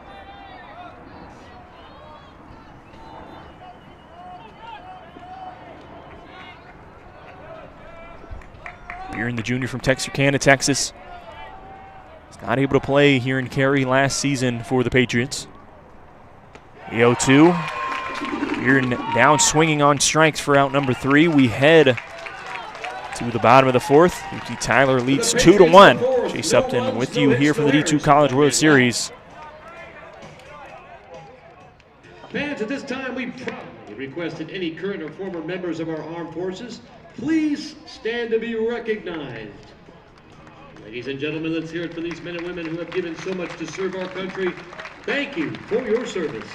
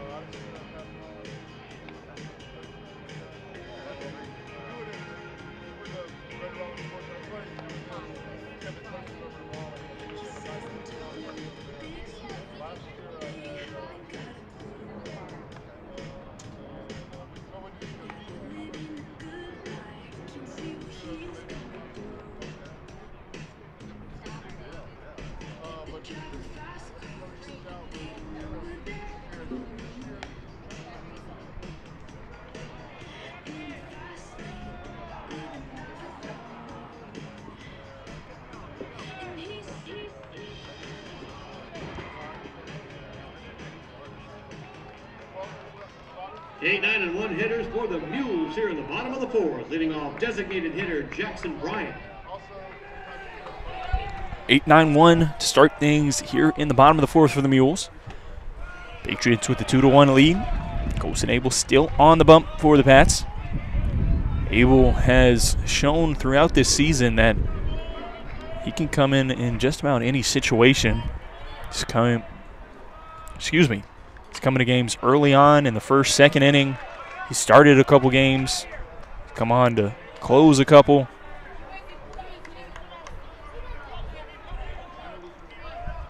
His last outing before this one was against Colorado Mesa, where he went 2 2/3. Gave up 2 hits, 2 runs, both of them being earned on 51 pitches. Patriots would go on to win that one against the then number 1 team in the country, Colorado Mesa. That was the 3rd game of that Super Regional. Patriots won it 8-5 to advance here to Cary. This one hit on the ground foul. Before that, Colson Abel was on the mound in a similar situation against Angelo State in the regionals at Irwin Field and Tyler. Got the start after the Patriots dropped game 1 to Angelo State. And Colson Abel went 8 1/3 through 127 pitches, making just his second start of the season. Gave up 3 runs, just 6 hits to the Rams, and the Patriots won that game. And then game number 3, Dylan Blomquist went 9 innings of no-run baseball against the Rams to send the Patriots to supers. So Abel trying to put together a similar performance. Pats would love for him to go as long as he can and really save what has been one of, if not the best, bullpen in the country throughout this season. Pats could really use some length out of Colson Abel to save their arms and possibly take on Westchester on Wednesday and Thursday. And then if they were to make it to the championship, that would be a best-of-3 series that obviously you're going to need arms for that one. Abel's 2-2 to Jackson Bryant. Bryant fouls off, I believe, his 4th pitch of this at-bat. 75, I believe that was the slider from Abel. Bryant seems to be on it. Be interested to see what Abel goes back to on this next pitch.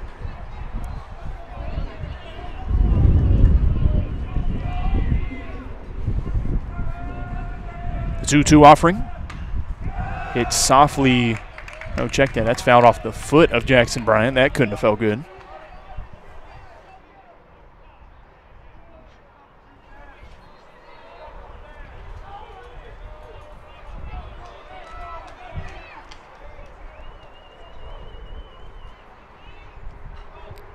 So we'll do it again at 2-2.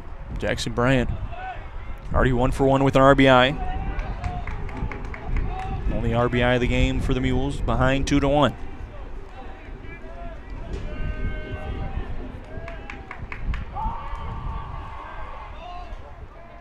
Two-two delivery from Abel.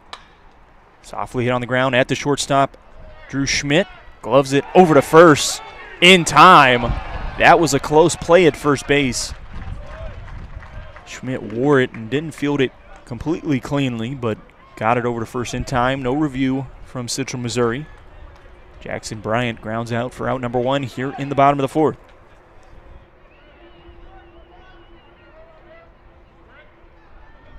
Right fielder Brock Coble.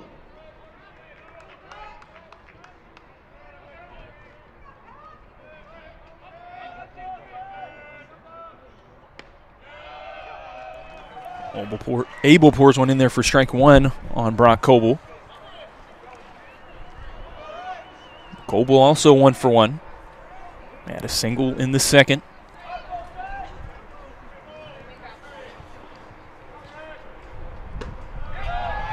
This one downstairs just misses, evens the count at 1-1. Brock Coble and 1 for 3 in the first game versus UT Tyler. Had an RBI.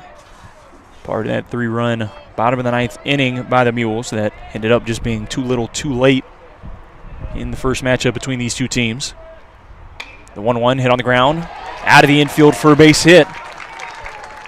And the Mules have a 1-out base runner here in the bottom of the 4th.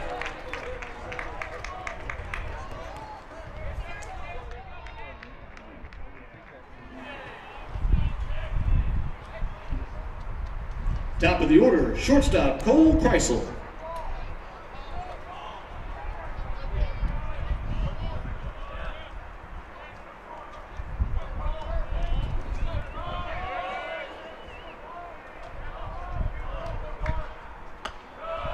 It's one downstairs for ball 1 on Cole Kreisel for the 3rd time.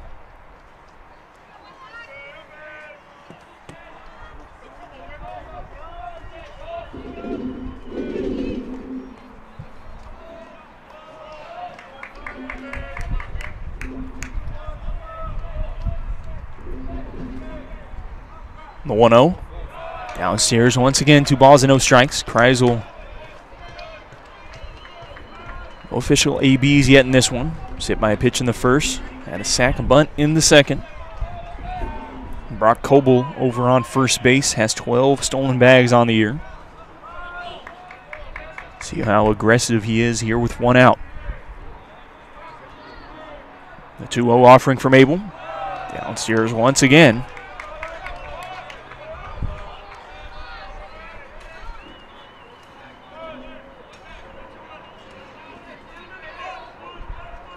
Colson Abel, senior left-hander from Kerrville, Texas, started his collegiate career at Texas Tech before transferring to Lamar University, and spent 2 seasons at Lubbock Christian before coming here to Tyler. So Kreisel draws the 4-pitch walk. That last pitch was close, but plate umpire Scott Jones says it missed, much to the dismay. That's the word. Words are hard sometimes, guys. Much to the dismay of the UT Tyler fans here in the stands.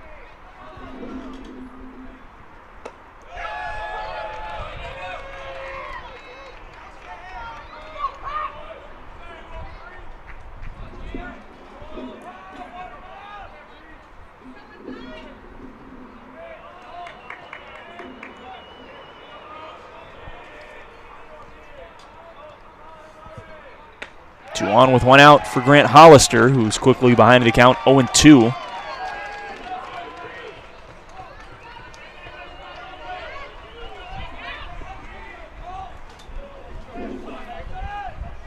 Coble on second.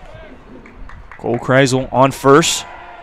Abel checks on Coble at second.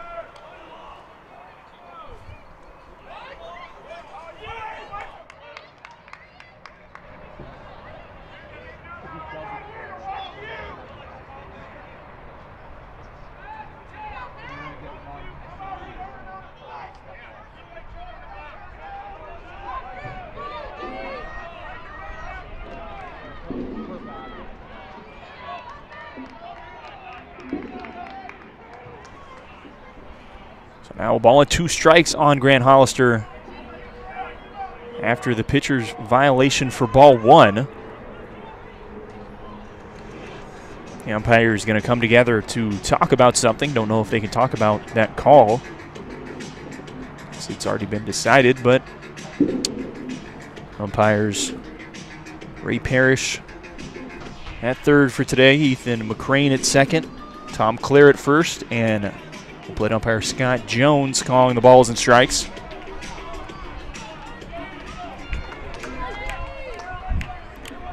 So we're back and ready to go. Ball and 2 strikes on Grant Hollister.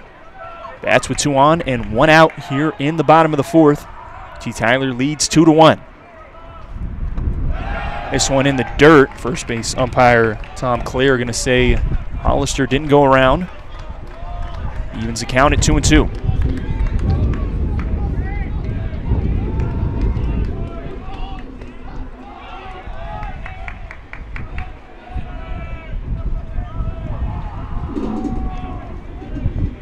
Two offering from Colson Abel. Hollister barely catches part of that one. Stays alive at 2-2.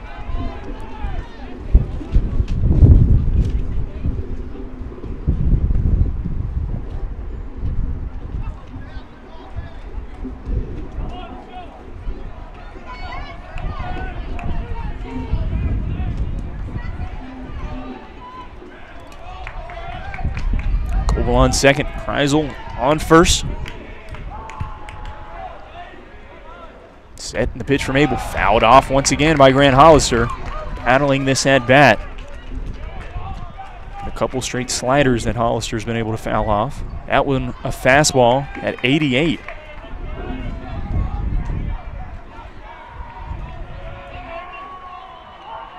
See if Abel goes back to the slider. 2-2, fouled off the foot of Grant Hollister. Walks off hobbling a little bit. Athletic trainer probably have to come out and take a look-see at him. Head coach Kyle Crooks quickly out of the dugout.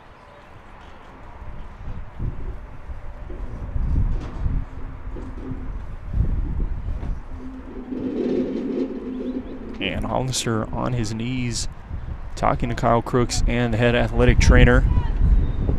They're going to have to check out that foot. He seems to be in a good amount of pain, so we will take a step away, take a quick break. We'll be right back from Cary, North Carolina.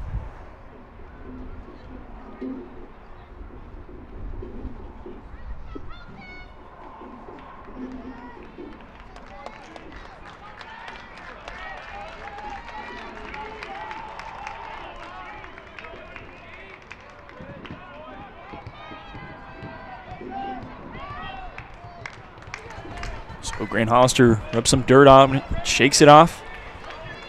2 balls and 2 strikes. 2 on, 1 out. Set and the pitch. Fly it out down third baseline, fouling out of play.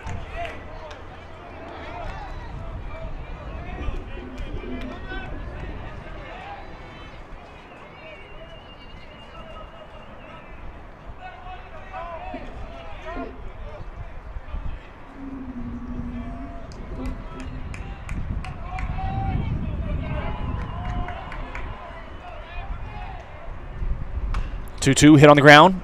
Over on is Schmidt. Over to second. 6-4. Not able to turn the double play. But Schmidt fields it cleanly. Guns down the runner at second for out number 2. Warnback thought about trying to turn the double play, but it wasn't going to be in time. That's why you heard that hesitation.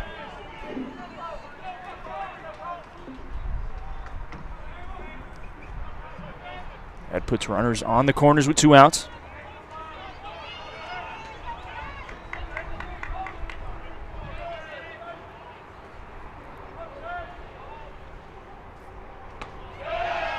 First pitch to Chase Wilcox.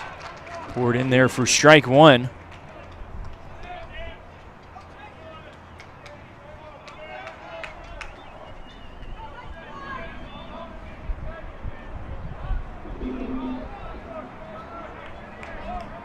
Wilcox 0 for 2. Reached on a fielder choice in the first. Grounded out in the second.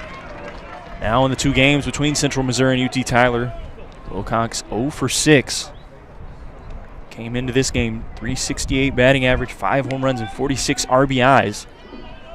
He is due for the Mules. He bats his team behind 2-1 here in the bottom of the 4th.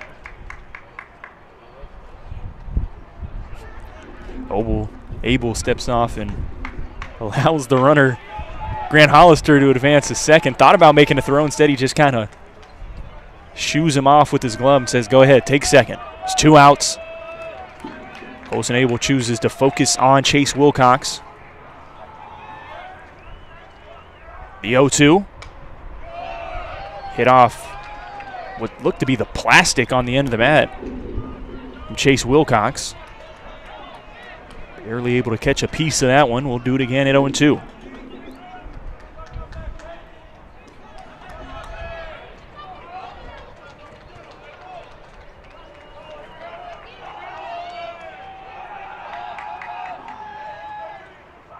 The 0-2 once again in the dirt. Nasty slider there from Colson Abel. Wilcox down on strikes. Abel with his second punch out. Patriots pitch around a jam once again. And we head to the 5th inning. UT Tyler still leads 2-1. Fans, the University of Mount Olive and Cary are proud to be hosting their 16th NCAA D2 Baseball Championship.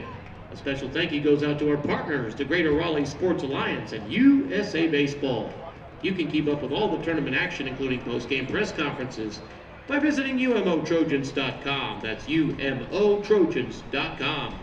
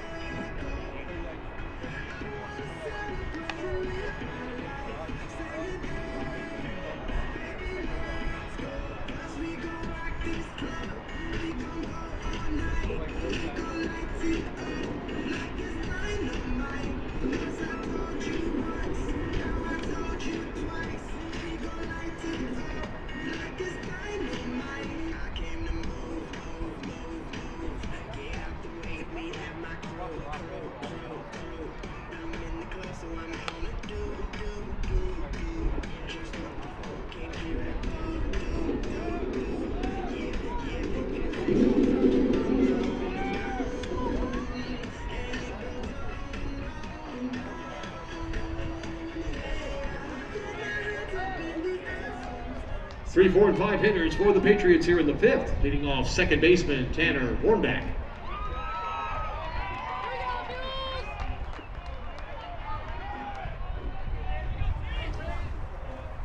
2-3-4 due up for the Patriots. Grayson Chapel still on the bump for Central Missouri.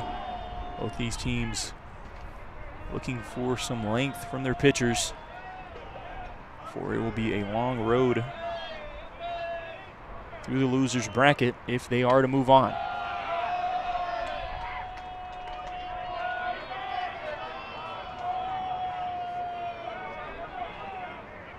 Grayson Chapel now through 4 innings of work, 5 hits, 2 runs, both of them being earned. Picked up 2 strikeouts but allowed 4 walks on now 79 pitches.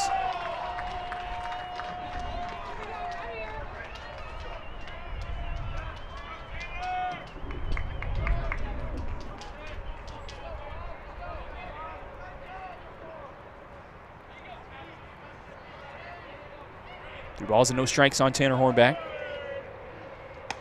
One upstairs, 4-pitch walk. 4 to 5 innings, leadoff runner on for this Patriot lineup.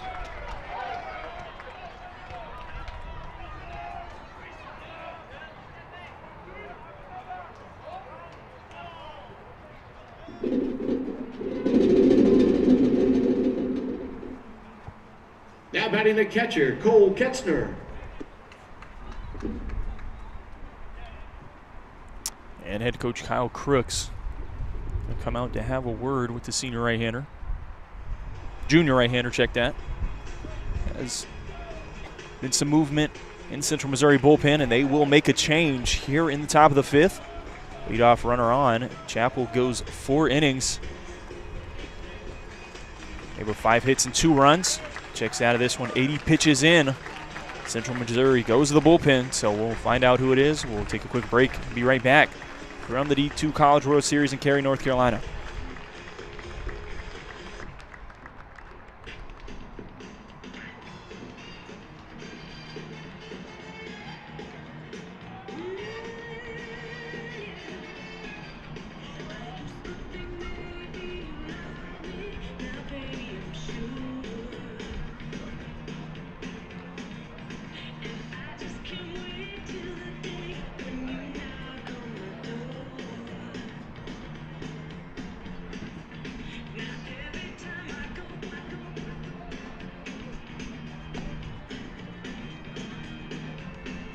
Your attention please now on the pitch for the Mules, right-hander number 22, Gavin Killian. Killian, number 22.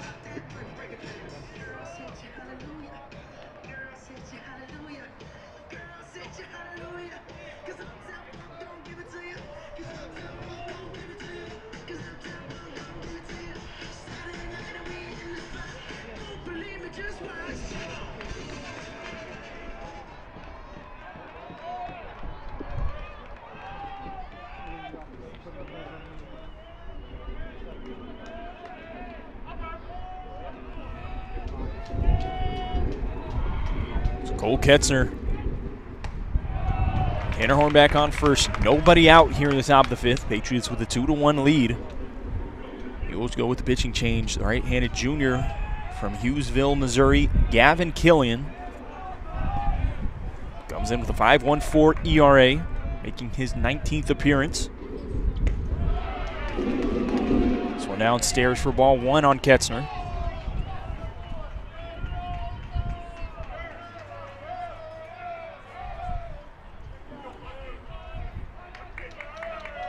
Killian came on through an inning that first game against UT Tyler, faced the minimum, didn't give up a hit, and had a strikeout.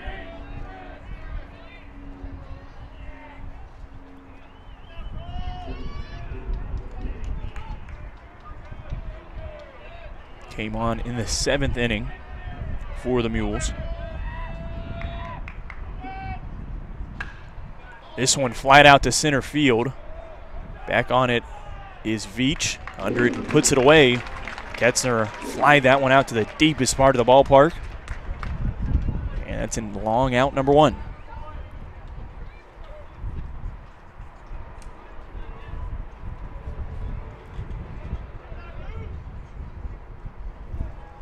Now batting shortstop, Drew Schmidt.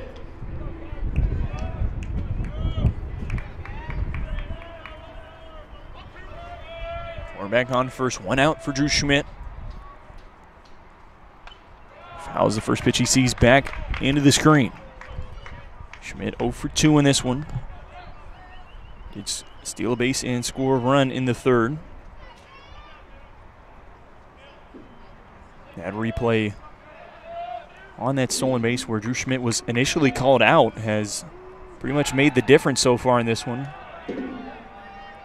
That run giving the Pats the 2-1 lead.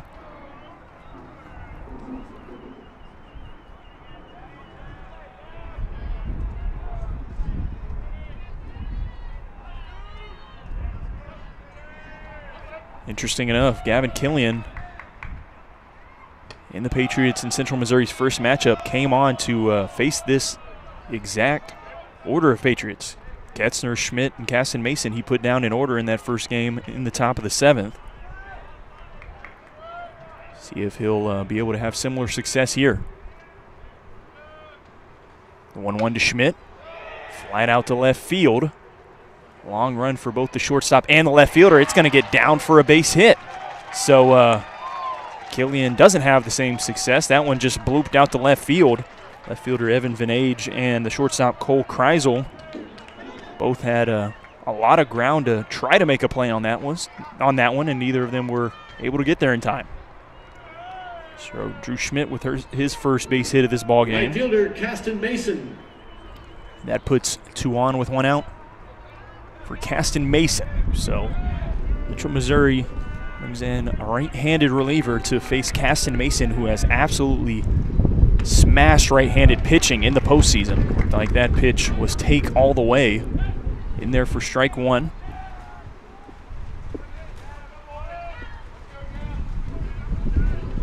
Horn back on second, Drew Schmidt on first.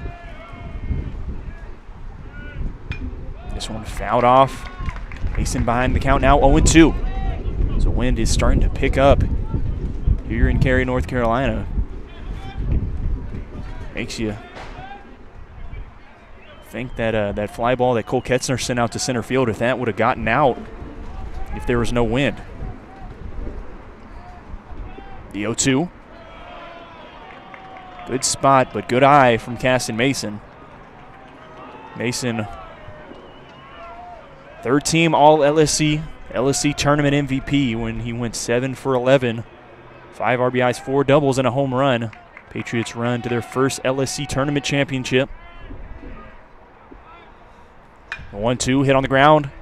Out of the infield for a base hit. Rounding third is Hornback. Coach T. White sends him in. Hornback plates the 3rd run for the Patriots here. And they take a 2-run lead. Some much needed insurance. Schmidt on the base hit from Caston Mason went first to 3rd.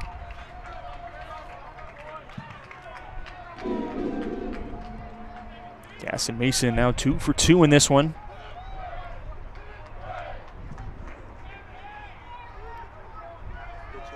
Now 6 for 11 in this tournament. Travis Bragg is going to come on to pinch hit.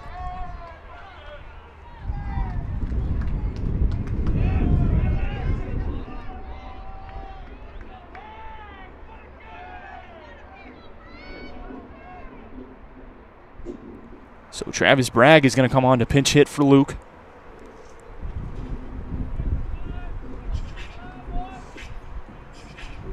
Luke Smith, the DH, who I believe was 0 for 2 So the transfer Travis Bragg comes on. Head coach Brent Porsche goes to his bench. Bragg gets his first AB of this College World Series.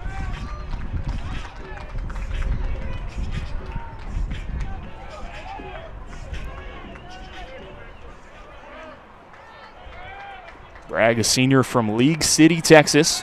Shout out League City. That's where my mom's from, down there in the Houston area. Bragg, a senior, transferred in from Texas State, comes in hitting .257, 6 home runs and 30 RBIs. Playing in now his 42nd game this season for the Patriots. He's made 17 starts, has 74 at-bats. And if I'm not mistaken, I believe Travis Bragg absolutely crushes right-handed pitching. This one in the dirt. Bragg goes ahead. 2 balls and no strikes. Third base umpire Ray Parrish going to say he didn't go around.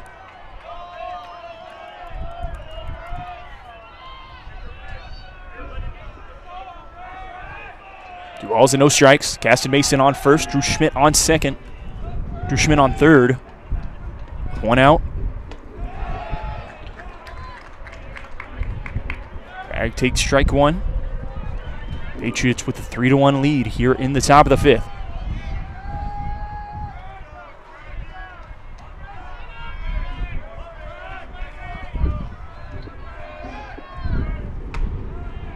One in there for strike 2, evens the count.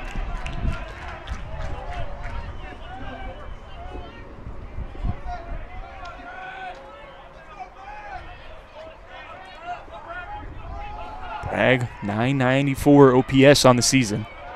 Trying to score Drew Schmidt from third. They're going to say he went around. Home plate umpire Scott Jones appealed down to third.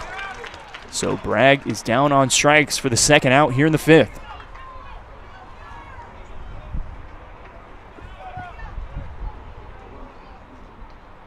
Third baseman, Spencer Simpson.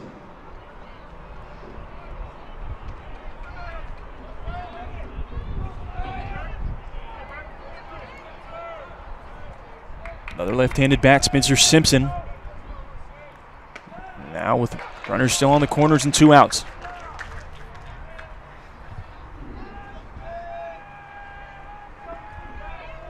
Simpson 1 for 1, has reached safely twice in this one. A walk in the 4th. Single in the 2nd. Couldn't hold off breaking ball. They make the count 0-2.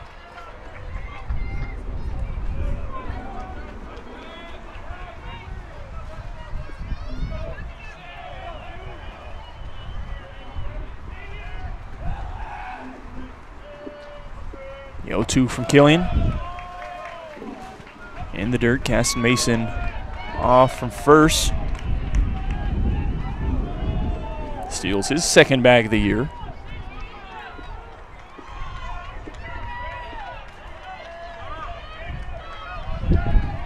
Ball and 2 strikes. Set the pitch from Killian, fouled off. Spencer Simpson stays alive.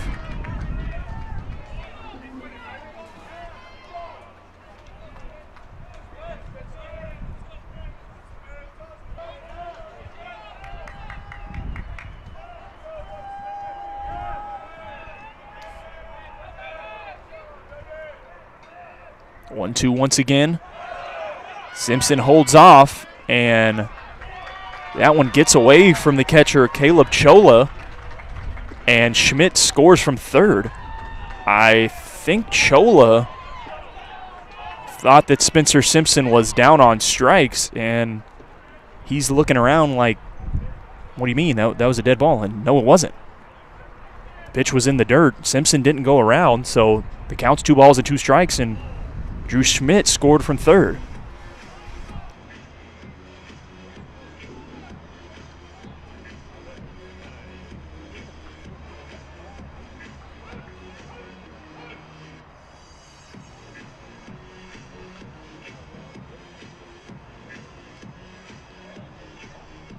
So they're going to take a look at this one. So basically what happened is it was a ball and 2 strikes. The pitch was a ball, but the catcher, Caleb Chola, thought the pitch hit Spencer Simpson on the foot, which would be a dead ball, and the run doesn't count. Drew Schmidt's going to have to go back to third. But if the pitch didn't hit Spencer Simpson's foot, it's ball 2, and it's going to be a 4-1 ball game because Drew Schmidt scored from third. So they'll take a look-see at this one. This is a very important call. So we'll take a step away. Chase Upton with you on the UT Tyler Athletics YouTube channel. We'll be right back from Cary, North Carolina.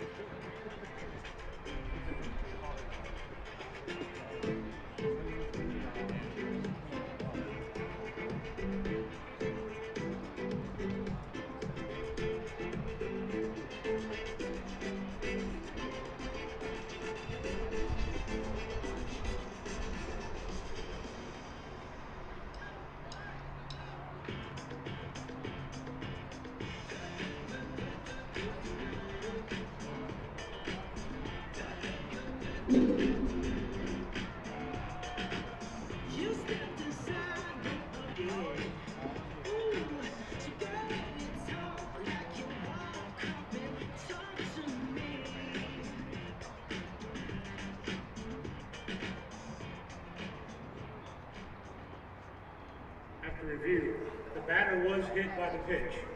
The runner will go back to third. Batter runner will go to first base.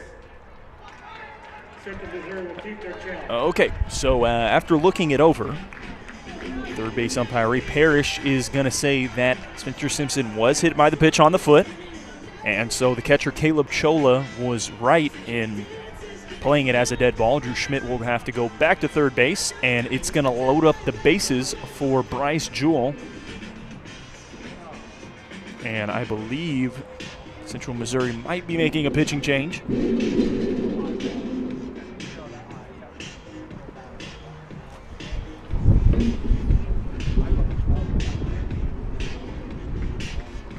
And they're not, just a little meeting on the mound.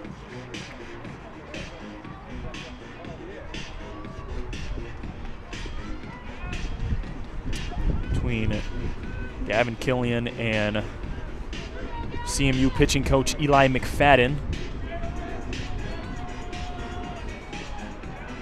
Now batting first baseman Bryce Jewell. So that brings up the first baseman Bryce Jewell, who went 0 for 2 yesterday. 1 man left. Fans, we will have several special promotions during the week. Tomorrow is Military Appreciation Day. All current and past military members receive admission for only $1. And remember, you can always get a free ice cream sandwich by turning in a foul ball at the concession stand. Fans, be sure to join us at the ballpark all week with games at 1:30 and 6 p.m. daily.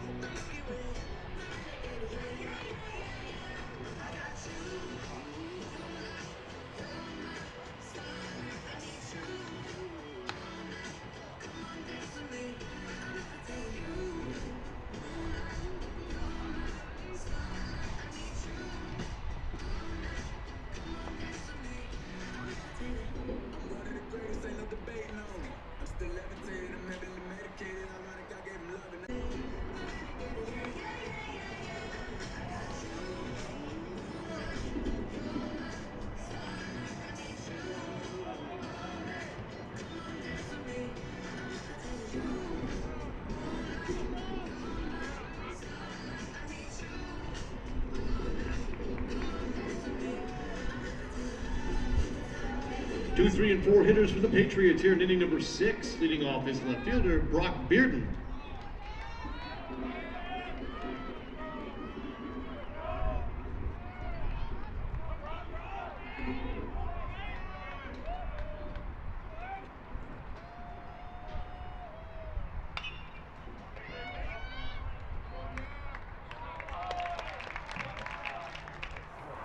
So runners on the corners. Sorry about the technical difficulties. Anybody listening in on our live stream, Tanner Hornback on third, Drew Schmidt on first, 2 outs for Caston Mason.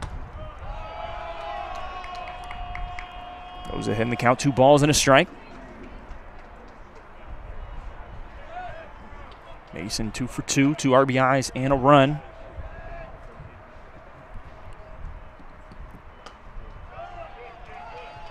Had a walk in the second. Double in the third, RBI single in the 5th.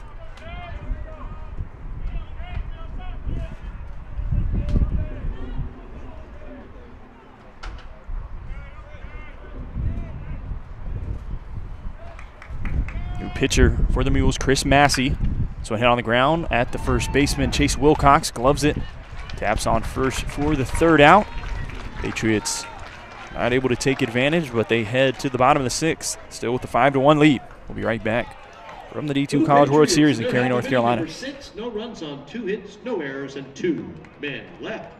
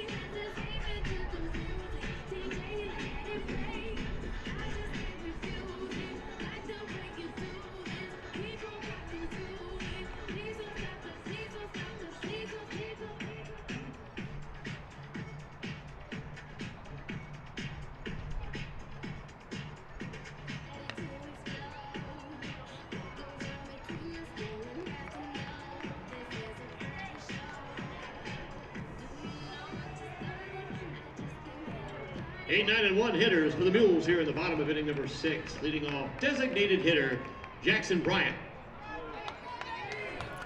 So Colson Abel still on the bump for UT Tyler. Bottom of the 6th inning with a 5-1 lead for the Pats. Abel has gone 3 1/3. It's only allowed 1 hit, no runs. 67 pitches now. He's picked up 4 punch outs.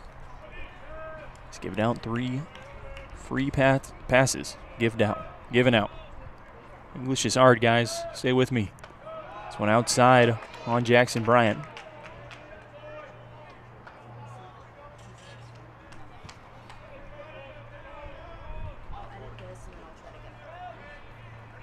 Bryant 1 for 2. Had an RBI single in the second that has been the lone run for the Mules thus far.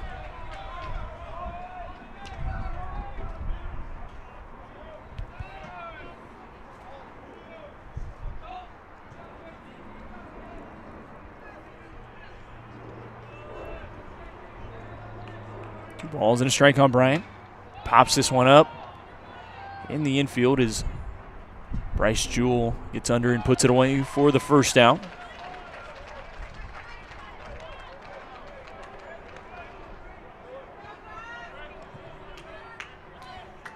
Right fielder Brock Coble. So for Central Missouri, 3 straight trips to the College World Series.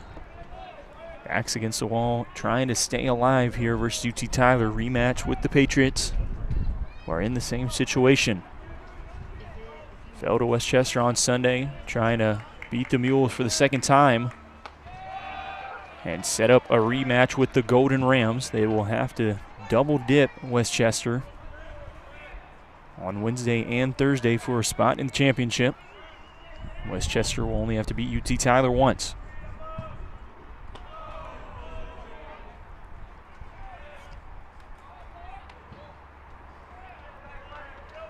I say UT Tyler, but a lot of ball game left in this one. Pats lead 5-1. Central Missouri trying to route a comeback.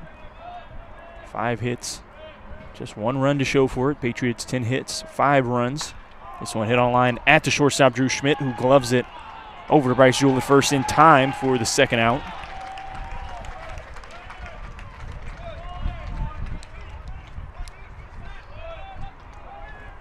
Drew Schmidt at short, the junior from Louisville, Texas, who has been as sure-gloved as they come, especially in this College World Series. There's not much that gets past him at short. Now 2 outs, nobody on for Cole Kreisel. Top of the CMU order. Kreisel takes strike 1 downstairs.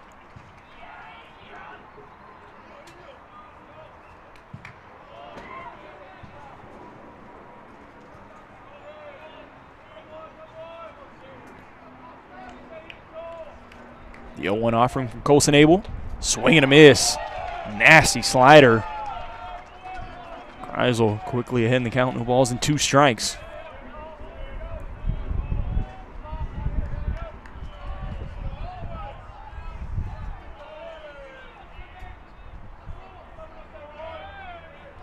Abel, the 0-2 offering in the dirt.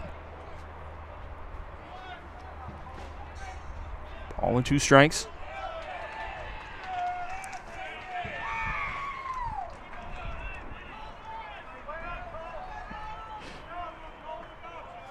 Veteran head coach Kyle Crooks and one of UT Tyler's freshmen, Grady Bates, having some fun on that foul ball. Coach Brooks quickly out of the dugout to try to retrieve it. The freshman Grady Bates beat him to it, so competition between these two teams even outside of the lines.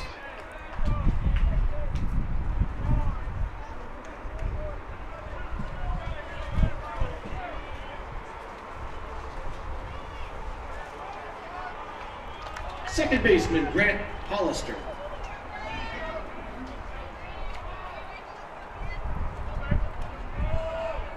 So a base hit for Cole Kreisel. He's off from first. Steals second without a throw. Catcher Cole Ketzler just let him have it. Want to focus on the batter at the plate. Try to get this third out.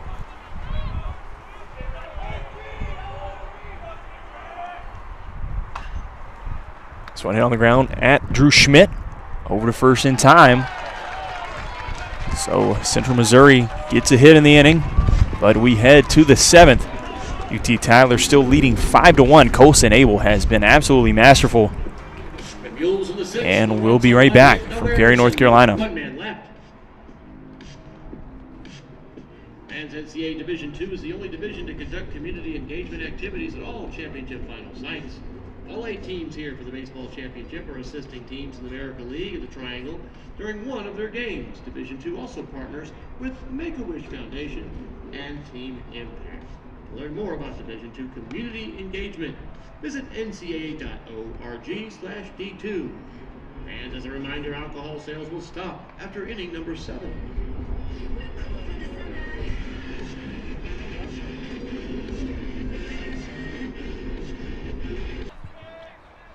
Spencer Simpson, who is 1 for 1 unofficially, but has reached base safely 3 times in this one. Single, walk, and then was hit by a pitch in the 5th.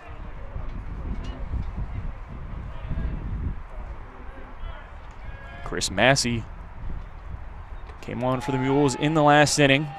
He's a left-handed junior from Springfield, Missouri, with a 4.22 ERA. 3-1 on the year, making his 23rd appearance.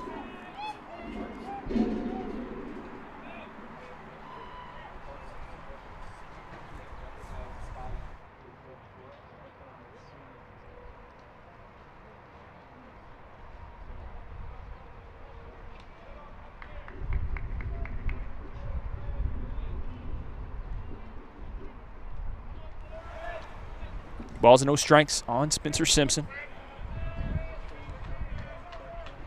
Left-handed hitting third baseman, which is a pretty rare thing to see. So is an attempted sac bunt that reaches the dirt without anyone touching it.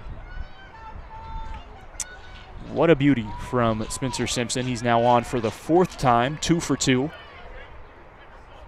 That bunt single. That puts 2 on and nobody out for Bryce Jewell, who had a 2 RBI double the last time he was up.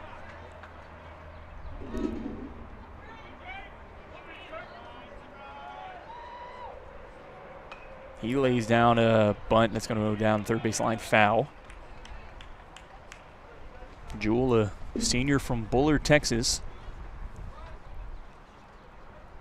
Says he chose UT Tyler because he loved the coaches and the opportunity to be close to home so his family can watch him play. Bryce's family was on me and athletic director Sam Ferguson's flight out of Love Field from Dallas. Got to talk for a little while with Bryce's dad and his mom and his grandma. Really, really nice people, and Bryce has put together some career here at UT Tyler. He's part of the team last year that made it here to Cary. For his career, hitting .295. He's played in 145 games now for the Patriots. 12 career home runs and 101 RBIs, make that now 103 after his 2 earlier. The 1-2. Good eye there from Bryce Jewell. That evens the count. That one missed on the outside. It's now 2-2.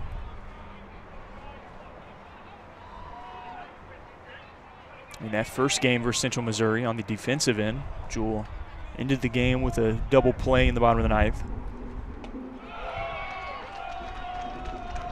Jewell back-to-back great takes. It's now 3 balls and 2 strikes.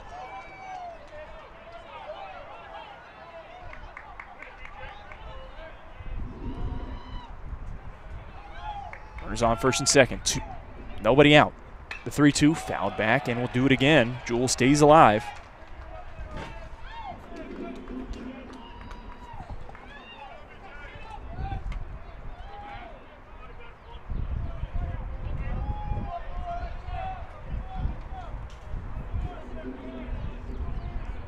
Three-two for Massey. In there for strike 3. Jewell knew it. He's down on K's for the first out.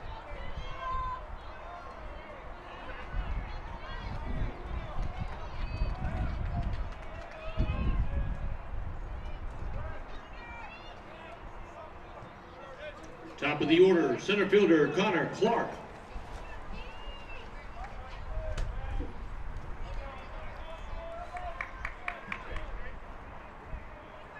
So 4 times through the order for the Patriots. 11 hits, 5 runs to show for it. This one hit on the ground at the shortstop, Cole Kreisel.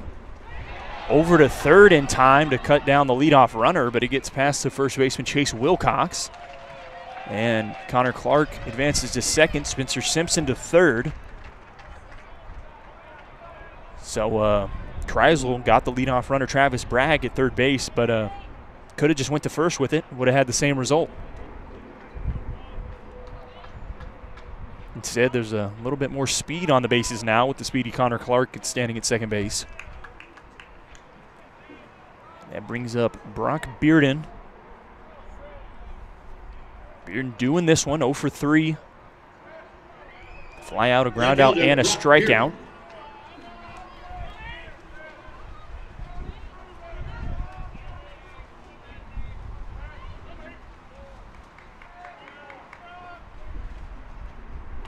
Shows bunt and lays it down foul.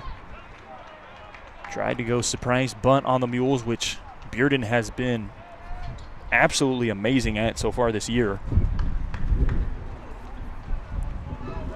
Gets an infield and a defense on their heels right when you think he's going to go swinging for the fences with 2 outs. He lays down a bunt and usually ends up scoring a run, or at the very least putting in a base hit. So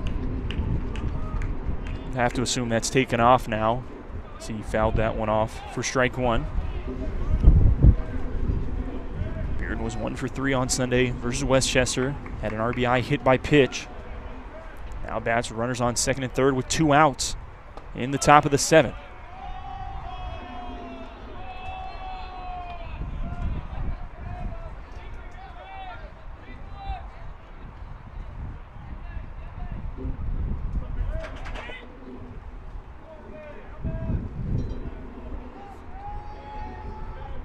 One for Massey.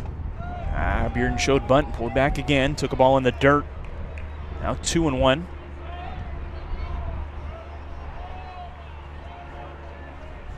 Bearden came into this one 326 on the year, 1031 OPS, 9 home runs, and 45 RBIs. 2 balls and a strike now on him. Massey steps off the rubber. Take a moment to gather himself. Mules behind 4 runs. They want to get out of this 7th inning. The Patriots just having a 4-run lead. Don't want to let them add on any more insurance. Bearden swings through strike 2.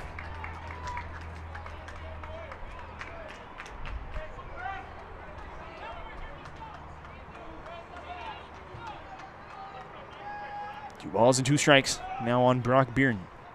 Connor Clark on second, Spencer Simpson on third. Outfielders in the left and center playing pretty deep bag. Gonna have to think anything into the outfield. It's gonna score maybe 2. And Bearden swings and misses through strike 3. We head to the bottom of the 7th. Central Missouri behind 5-1. Chase Upton with you on the UT Tyler Athletics YouTube channel. We'll be right back. From the D2 College World Series. Runs on, 1 hit, no errors, and 2 men left. It's the middle of the 7th. Time to get up and stretch.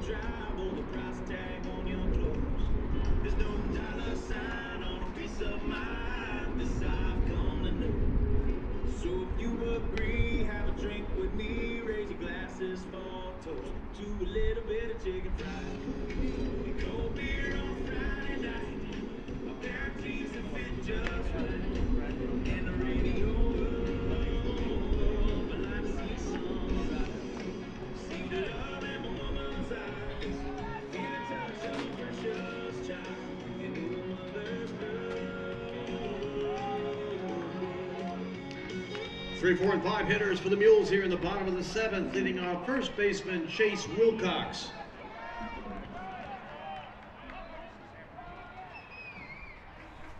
Chase Wilcox gets things started. My namesake for the Mules here in the bottom of the 7th.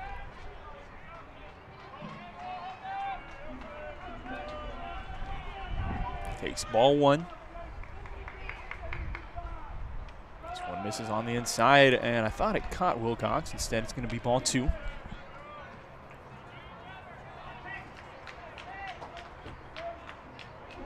Wilcox 0 for 3. Strike out, a ground out, and then reached on a fielder's choice in the first. Takes strike one. 76 on the slider from Colson Abel, who's back out for his 5th inning of work. He's gone 4 1/3. 2 hits, no runs allowed. On now 83 pitches. As we said earlier in the season, against Angelo State, he went 127, so still a good amount left in the tank. But for the Patriots, if they're able to close this one out and win it, they would probably like to save Colson Abel. They'll have to beat Westchester twice for a spot in the championship, and then obviously having to win 2 in that championship series. You're kind of assuming, if you're UT Tyler, or hoping, however you want to put it, that you'll have 4 more games to play, and you probably want to save your best reliever. Then at the same time, this obviously being a must-win situation, as catcher Cole Ketzner come out from behind the plate and have a word with Colson Abel. Noah Lent, another left-hander, moving in the bullpen for the Patriots.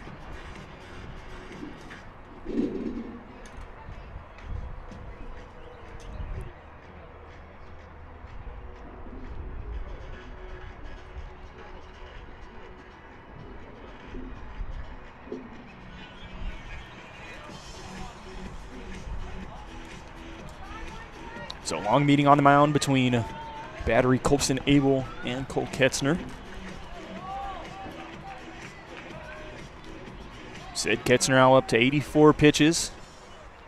Chase Wilcox on first for the third baseman Cole Funkhauser. Last time he was up, struck out and threw his bat into his own dugout and almost killed his head coach. But head coach Kyle Crooks is all right, and now Funkhauser bats for the 4th time. 0 for 3 with 2 strikeouts. Trying to start a rally here in the bottom of the 7th for Central Missouri. No 1-0's outside, 2 balls and no strikes.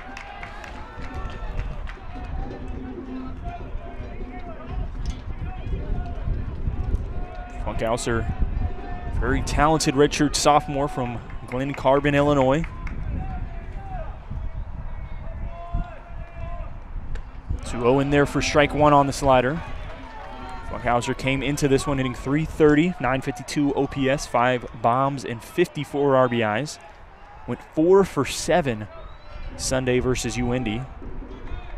4 hits, 4 runs, had 3 RBIs, 2 stolen bags. Speaking of, Wilcox off from first, down to second. And Chase Wilcox steals second base, now in scoring position. Throw from Cole Ketzner was on time, but Tanner Hornback just didn't seem to be able to get the tag on Wilcox. Bang, bang play, good call by second base umpire Ethan McCrane. 2-2 on Funkhauser. Popped back and out of play. We'll do it again. Funkhauser stays alive. Stayed on the slider there.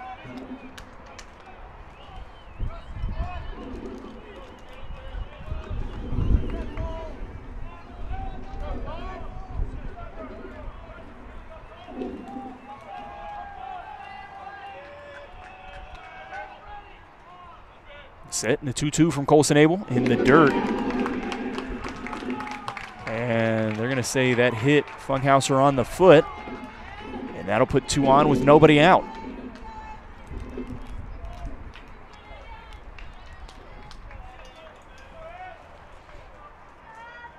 Left fielder, Evan Benich.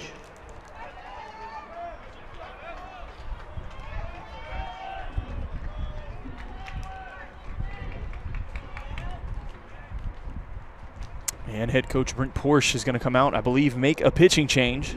Colson Abel to 89 pitches, goes 4 1/3. Allows 4 walks, 2 hits, gets 4 strikeouts on his 89 pitches. And he comes out of this one with the Patriots leading 5-1 after missing the first 2 games of the College World Series. So a good outing from the senior from Kerrville. His Patriots in a good spot as the left-hander Noah Lint will come on for the second game in a row, and we will be right back from Cary, North Carolina.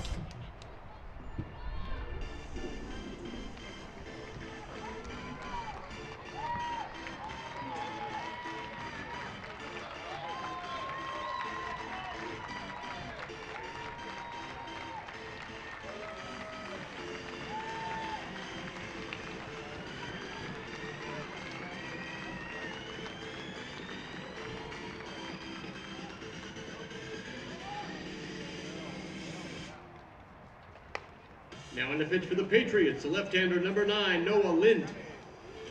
Lind, number 9.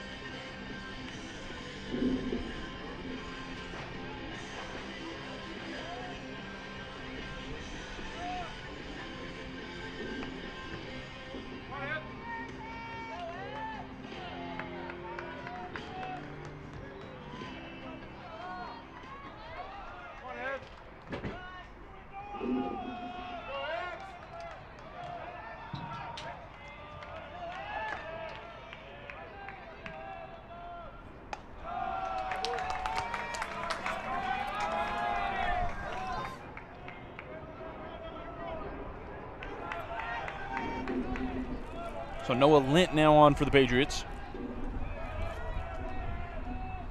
Central Missouri behind 5-1.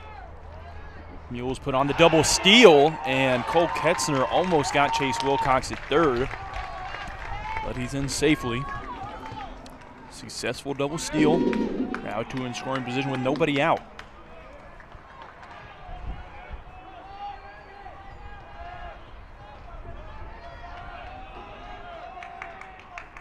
Noah Lint comes on in relief after 4 1/3 masterful innings. Colson Abel. Lint comes in, the left-handed senior from Bonn, Germany. 5'10", 185, comes in with a 5.74 ERA. And Funkhauser, no, check that. Vinage draws a 4-pitch walk. And that's going to load up the bases for the tying run in the catcher, Caleb Chola. Chola is due in this one, 0 for 3, and there's going to be a pinch runner come in for Evan Vinage.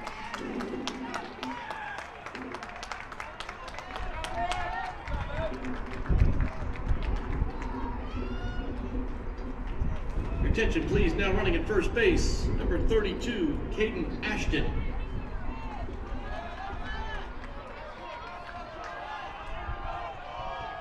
Caden Ashton comes on to pinch run for Vinage. Now one upstairs, a ball and no strikes on Caleb Chola.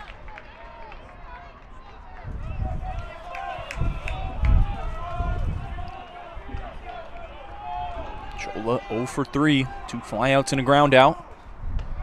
That's with Wilcox on third. Funkhauser on second. Caden Ashton on first. And Central Missouri behind 5-1. You're in the bottom of the 7th. Patriots trying to keep it that way. The 2-0 from Noah Lint. In there for strike one.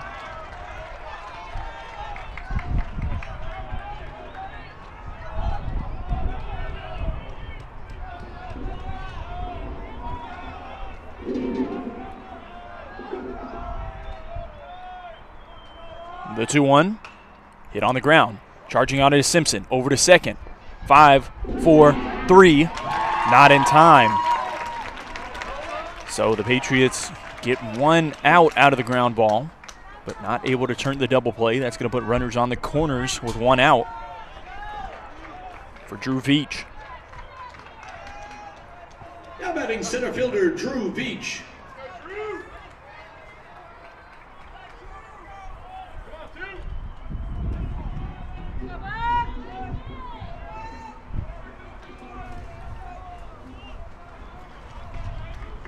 Veach 1 for 3.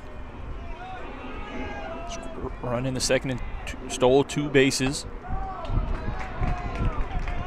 No Chola.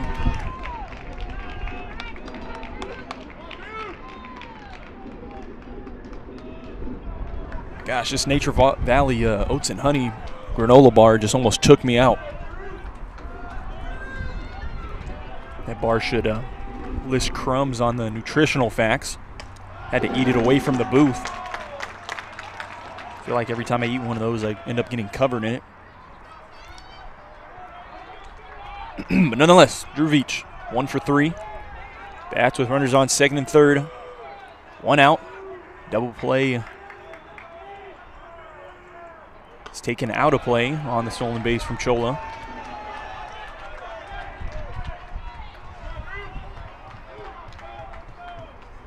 Veach bats with Jackson Bryant on deck. Bottom of this order for Central Missouri has been productive today. 4 for 9 combined between Veach, Bryant, and Coble. This one hit on the ground softly, right at the pitcher, Noah Lint, and he bobbles it, and it gets away from him. Veach reaches safely.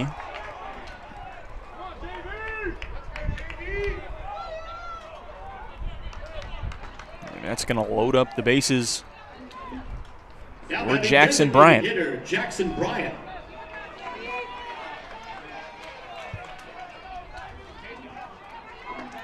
Jackson Bryant 1 for 3 with an RBI. Patriots trying to get out of this one. Now lead 5-2 for Central Missouri. The leading run is at bat.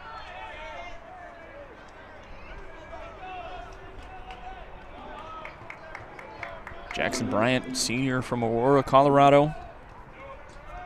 0 for 2 in the first game versus UT Tyler.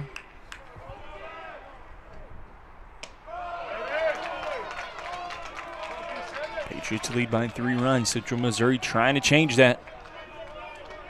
There's some movement in the UT Tyler pin.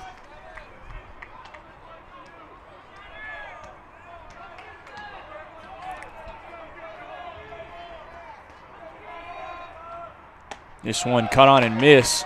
Ball and 2 strikes now on Bryant.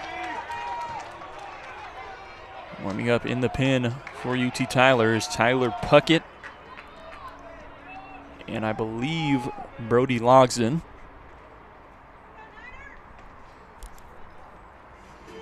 Check that. It's Tyler Puckett and Garrett Landry working in the pin. Head coach for Central Missouri, Kyle Crooks. Now to have a word. Jackson Bryant behind the count, a ball and 2 strikes. To Noah Lint. Came on Sunday versus Westchester. Went an inning and 2/3, gave up 2 hits, just 1 run. Trying to get the Patriots out of a jam. The 1-2. Fouled straight back. We'll do it again.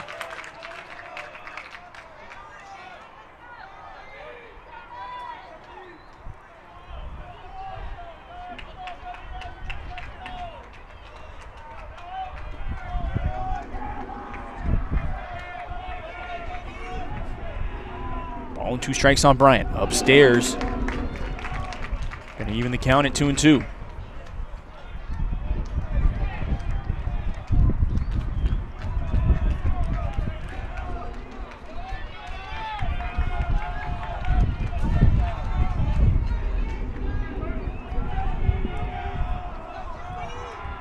Two offering from Lent. Swing and a miss. Big strikeout.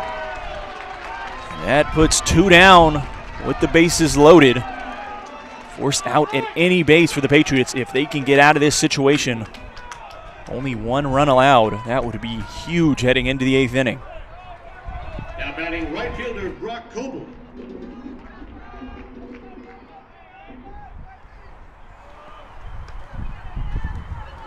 So the Patriots had the bases loaded. Nobody out. The Mules have plated a run. But the Pats will be more than happy with getting out of this situation with that only run being the only damage. This one in there for strike 1. Noah Lent coming right after Brock Coble. That one had some pop to it. 92 on the fastball from Lent. Coble 2 for 3, single in the 2nd and the 4th. This one upstairs. That one had some pop to it too. I wouldn't be surprised if that was faster than 92. It was 91. Ball and a strike on Coble. Patriots trying to get out of the bases loaded jam. The 1-1 in there for strike 2. Downstairs, Coble didn't agree with that call, but he'll have to battle back in this at-bat if the Mules want to tack on a couple more runs.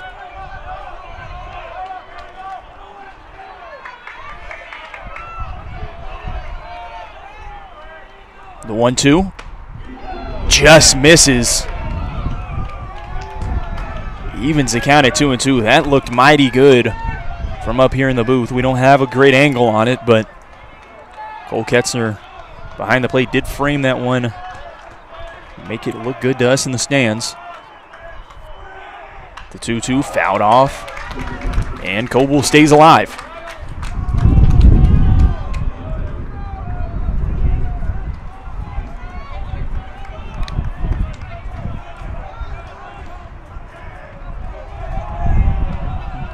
Two balls and 2 strikes, 2 outs, bases loaded.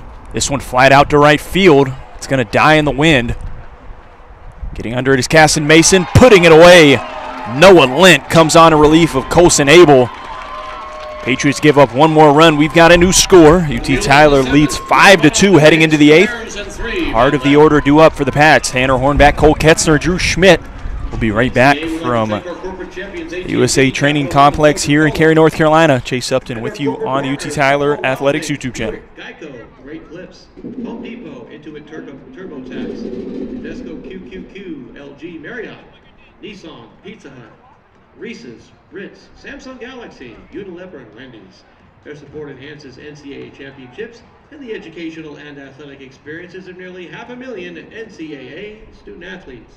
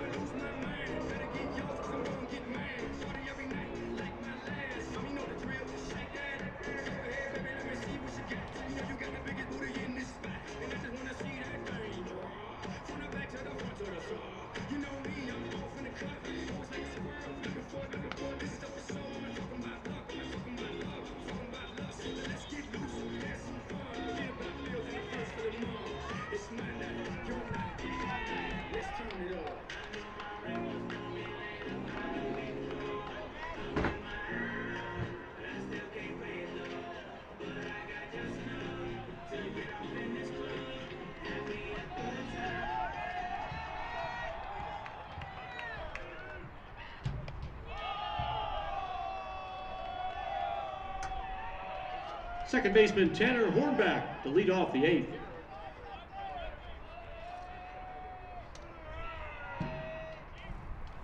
Three, 4, 5 for the Pats. Tanner Hornback gets things started here in the 8th inning. 2 more innings of baseball as it sits currently.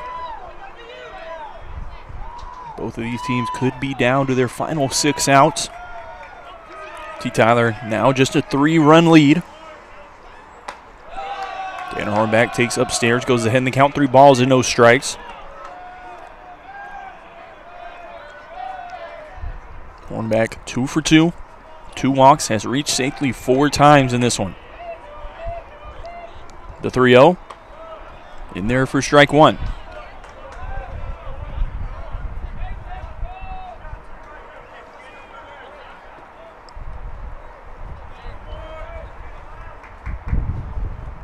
This one flat out to right field. Dying in the wind. We're out number 1. Brock Coble puts it away.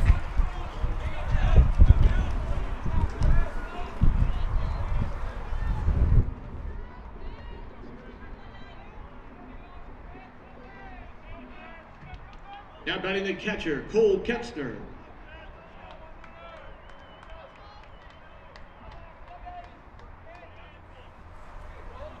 Now to Cole Ketzner. 1 for 4. Single in the first, 0 for 3 since then. Swings and misses on strike 1.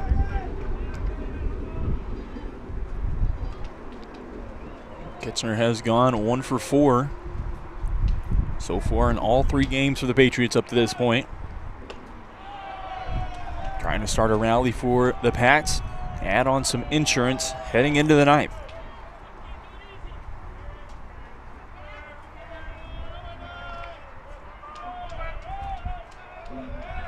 The 1-1. Got on again and miss. Ball and 2 strikes now on Ketzner. Ketzner with 2 very hard swings. Looks like he's trying to give one a ride once again against Central Missouri. Had that 3-run bomb in the first game. The 1-2. In there for strike 3. Ketzner doesn't agree with it. He's down on strikes for the second out.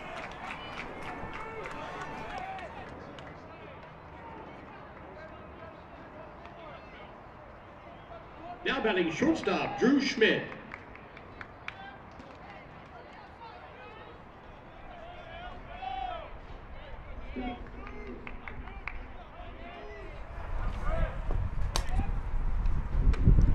So to Drew Schmidt, nobody on, 2 outs. Chris Massey now through 2 innings has only allowed 1 hit. He's picked up 3 strikeouts on 34 pitches. This one in there quickly ahead in the count is Massey. No balls and 2 strikes on Drew Schmidt.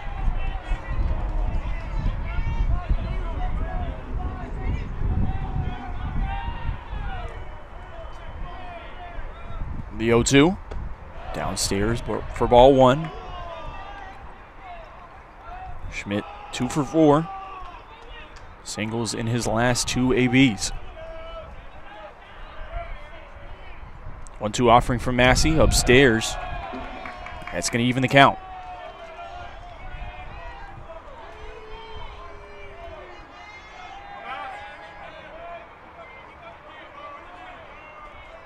The 2-2 in the dirt, and I think Schmidt wore that off the foot. He did. Throws his bat towards the Patriot dugout, and the Pats trying to put together a 2-out rally.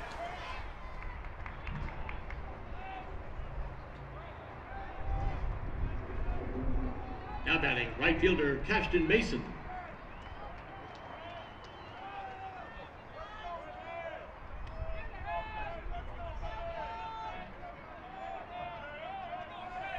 So Schmidt on first. 2 outs for Caston Mason. Big time at bat by Drew Schmidt. He was behind the count 0-2. And for Patriot fans listening in, we know Caston Mason is dangerous at any point in any game with runners on the bases. Mason 2 for 3 in this one. 2 RBIs already. Had an RBI double in the third. RBI single in the fifth. Patriots 8 for 24 with runners on, and Mason lines this one into right field. Rounding second is Schmidt, and he's going to be into third base standing up. So third hit of the day for Casson Mason, now 3 for 4. After a 3 for 5 performance in the first game versus Central Missouri.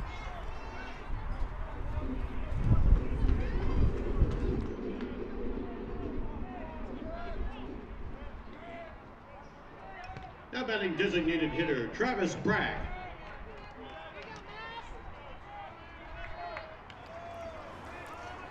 Now for Travis Bragg. And they're going to say that's a pitcher's violation. That's going to be ball 1 on Bragg before he even sees a pitch. Oh, strike 1. Check that. They're going to say that was no. They had a 1 on the scoreboard. Sorry, it is a pitcher's violation. So a ball and no strikes on Bragg, who came on to pinch hit for Luke Smith in the 5th. Takes upstairs for ball 1. Bragg struck out swinging in his first plate appearance and then was hit by a pitch in the 7th. Now he bats here in the top of the 8th. Casson Mason on first, Drew Schmidt on third. Patriots in control of a 5-2 lead, trying to tack on some insurance here in the 8th. This one upstairs. Bragg now hitting the count, 3 balls and no strikes.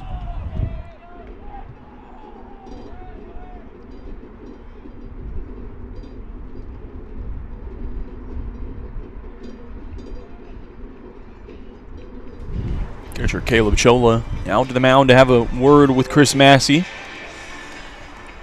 Massey has been great so far in this one, but the Patriots' offense can explode for a couple runs very quickly.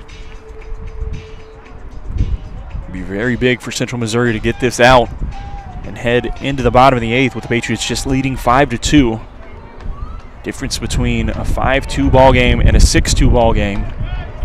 It's a very big difference. So Massey going to want to take control of Travis Bragg. Bragg going to try to bring across another run for the Pats.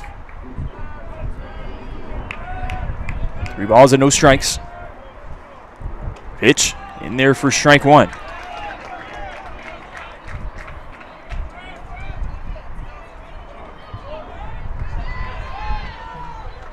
Bragg got a good amount of starts early on in the season who has established himself as a DH. Luke Smith was playing third.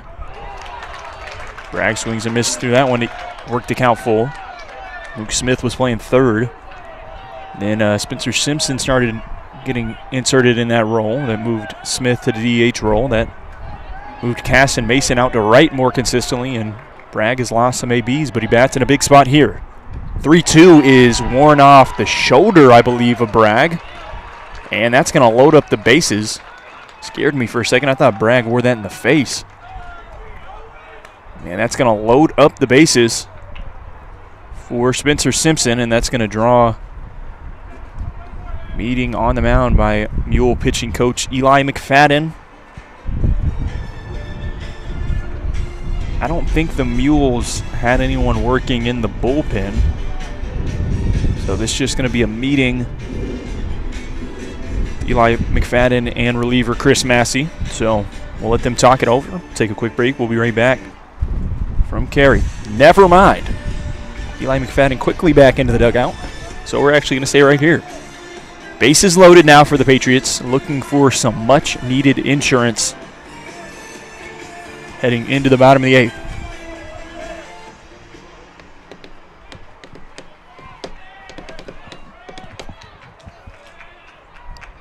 So Spencer Simpson, 2 for 2 already in this one with 2 singles.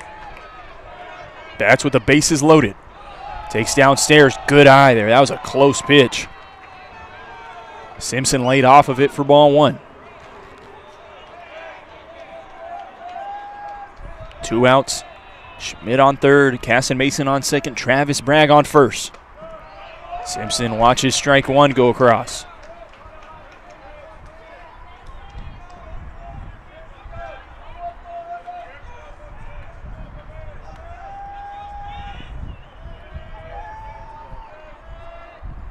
The 1-1. Hit on the ground, out of the infield for a base hit. two are going to score. The Patriots give us a new score, 7-2 on the Spencer Simpson RBI. And he's got 3 base knocks in this one.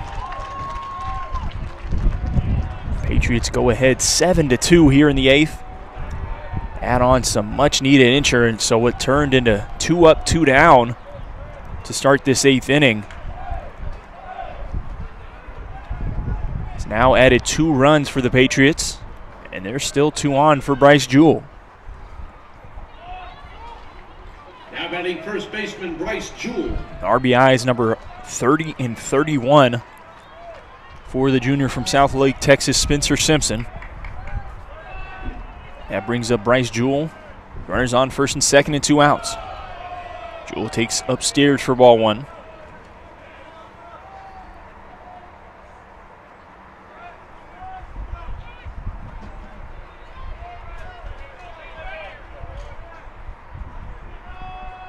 The 1-0. Cut on and miss.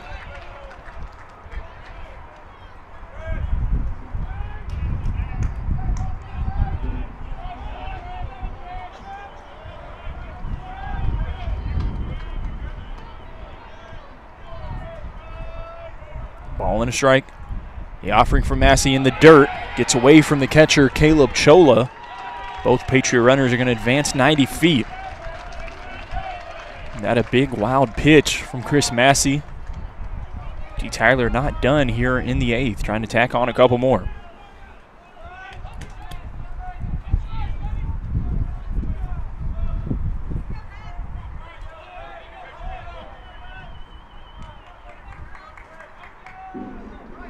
The 2-1. Jewell lays down a beauty of a surprise bunt that would have rolled foul. Cole Funkhauser tried to barehand it and throw it over to first, and there was no play at first base. That's going to score 2 more for the Patriots on a bunt triple from Bryce Jewell. And D-Rob, I don't know about you, but that looked like it was going to roll foul. And at that point, even if it doesn't, eat it and don't let 2 more score. Those are crucial runs here in the 8th that have really opened this one up. Now 9-2 in favor of the Patriots. I mean, that was a beauty of a bunt by Bryce Jewell. Do not get me wrong.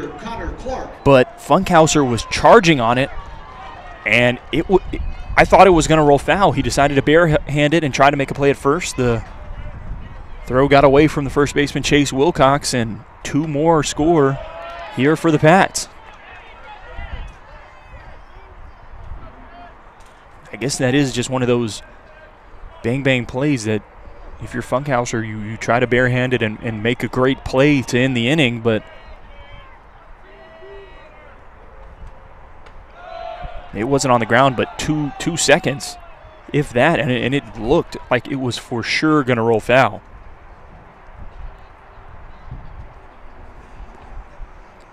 So instead, the Patriots take the 9-2 lead, and head coach Kyle Crook's going to have to come out and make a pitching change. So Pats add on 4 more here in the top of the 8th. And Central Missouri going to make a pitching change. We'll take a quick break, and we'll be right back here from Cary, North Carolina.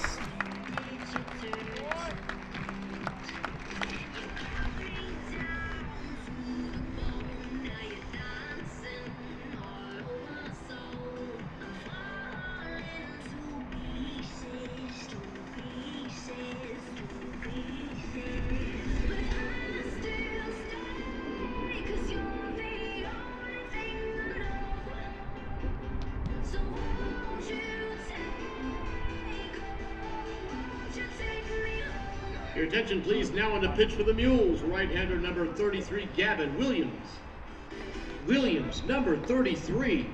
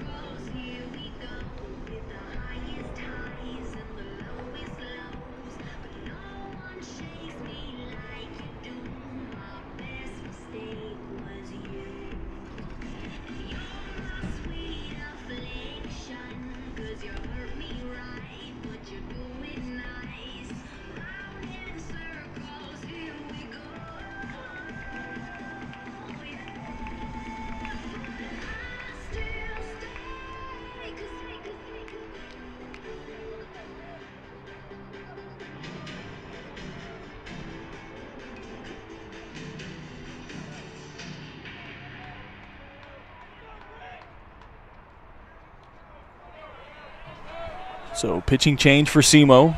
They bring in right-handed freshman Gavin Williams. Williams, a freshman from St. Elizabeth, Missouri. Comes in with a 3.63 ERA, 5-0 on the year. Making his 14th appearance, he will face the top of UT Tyler's order with 2 outs here in the top of the 8th after things have already got ugly. Patriots with a 9-2 lead. Gavin Williams' job, come in and get this last out without giving up another run.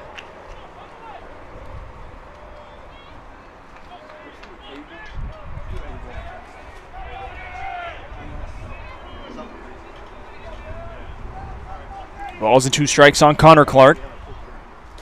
The pitch just misses. Good eye there from Clark.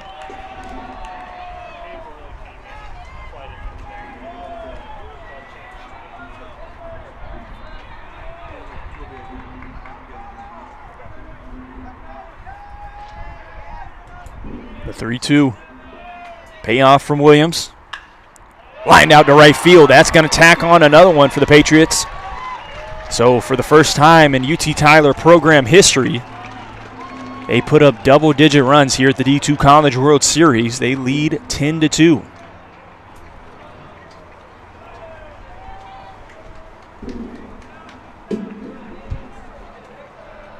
Connor Clark now 2 for 5.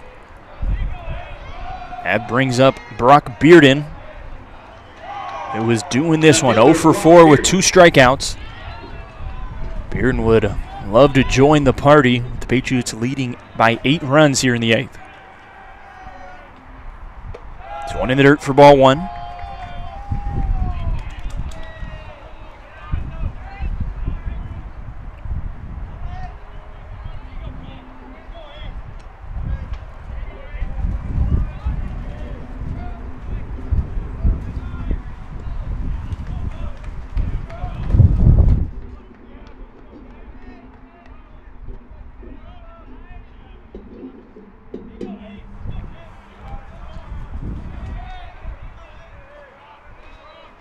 A 1-0 from Williams. In the dirt, that's going to hit the bull, get all the way to the backstop.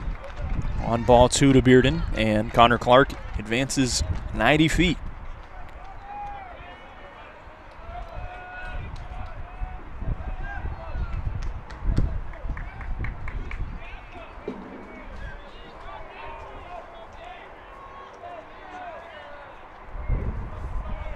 Two balls, no strikes on Bearden.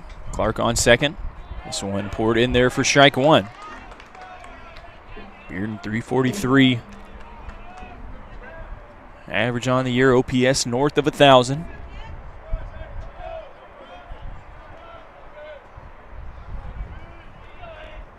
The 2-1. Popped a mile in the air. That might be coming back towards us, D-Rob.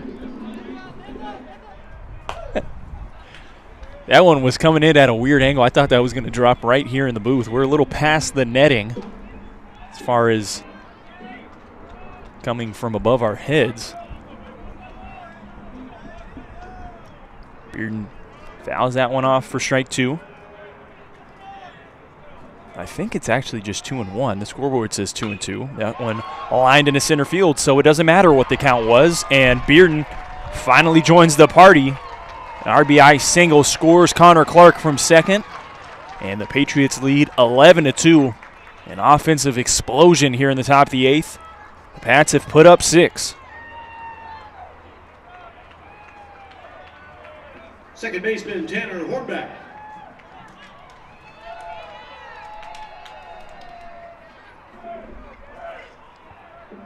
Now to Tanner Hornback, 2 for 3. This one poured in there for strike 1.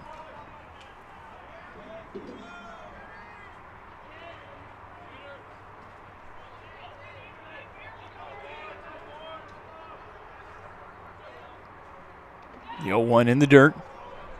Chola controls it.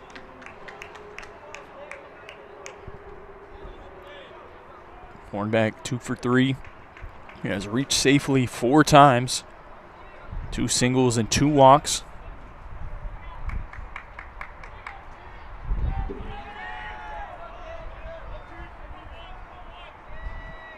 The 1-1, Bearden off from first. Throw down to second, not in time. And Bearden's going to go all the way to third. That one thrown wide to the right. Oh, my goodness. I could not get that word out for some reason. That one thrown wide to the right.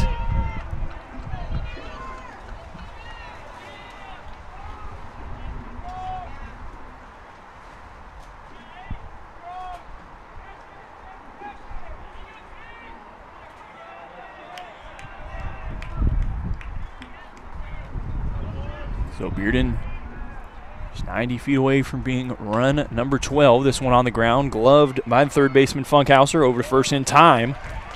But not before the Patriots tack on 6 more runs and take an 11-2 9-run lead heading into the bottom of the 8th. Chase Upton with you on the UT Tyler Athletics YouTube channel. We'll be right back. Cary, North Carolina, and the Division II College World Series. Fans, did you know that more than 50,000 student athletes compete in NCAA championships at more than 800 sites across the country each year? To enjoy the experience and excitement of another NCAA championship coming to a city near you, visit ncaa.com/tickets.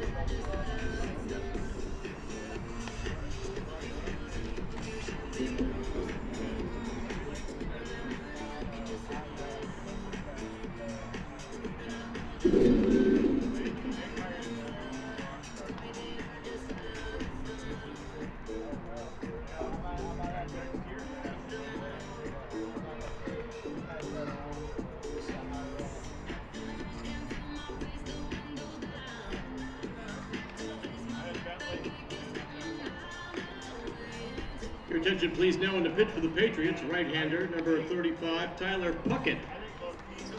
Puckett, number 35.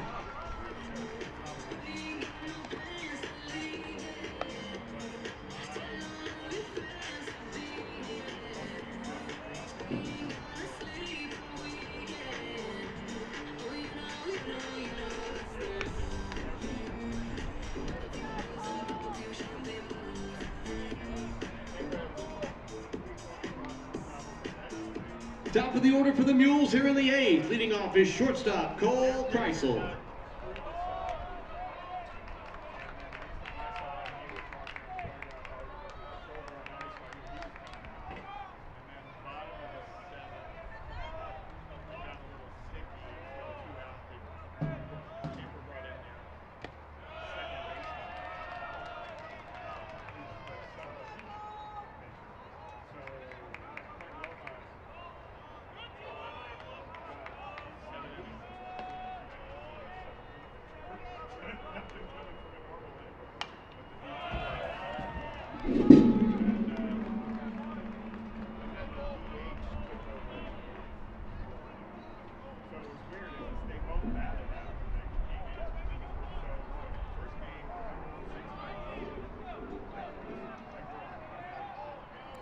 The 0-2 from Cole Kreisel. Hit out of the infield for a base hit to start things for Central Missouri here in the bottom of the 8th.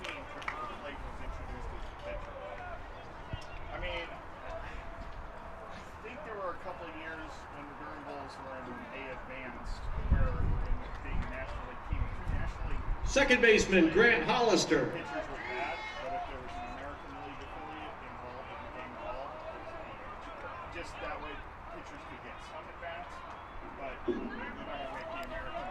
Now for Grant Hollister, 1 for 3.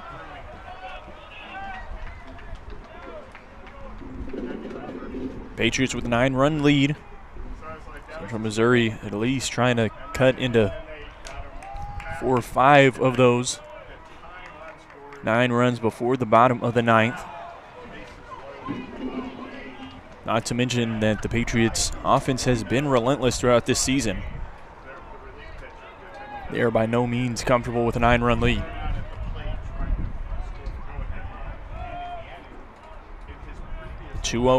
Hollister 1 for 3, had a single in the first, a walk, and then reached on a fielder's choice in the fourth and grounded out in the sixth.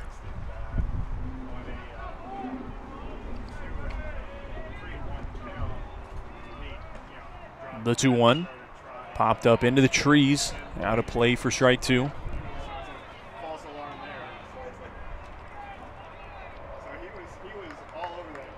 Speaking of trees, here in the North Carolina, Durham, Raleigh area, absolutely beautiful. Lots of trees everywhere you go. It seems like you can't go anywhere without a bunch of trees. As Hollister flies out for out number 1.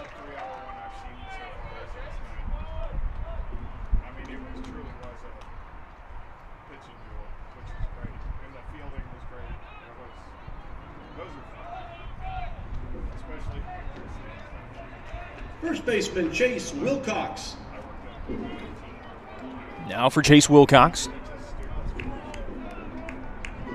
Wilcox, senior from Kansas City, Missouri. Trying to help the Central Missouri University Mules put together a rally. They do not want their season to end here. The winner of this game will move on to take on Westchester tomorrow at 1:30 Eastern Time, that is, 12:30 Central Time. For all my Patriot fans listening in, Chase Upton with you. I will be on the call for the rest of the Patriots games here at the College World Series, assuming they win this one.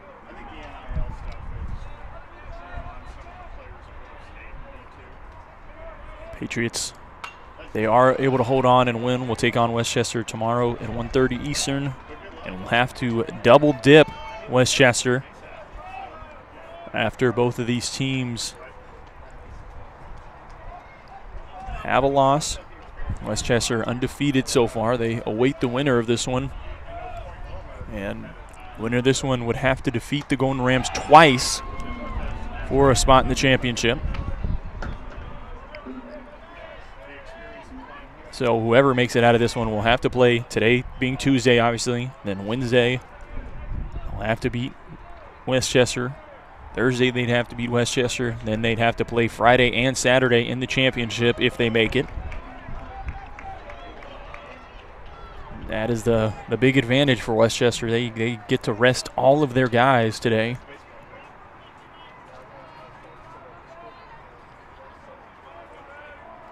After defeating the Patriots on Sunday, so over 48 hours of rest for the Golden Rams. This one popped into shallow left field. Over on it is Drew Schmidt. Long run. A lot of ground to cover, but Schmidt puts it away for the second out.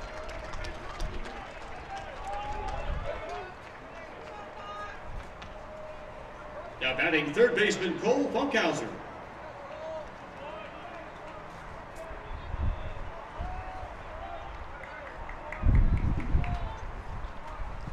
Two outs. Runner in Cole Kreisel still at first. Funkhauser takes strike 1.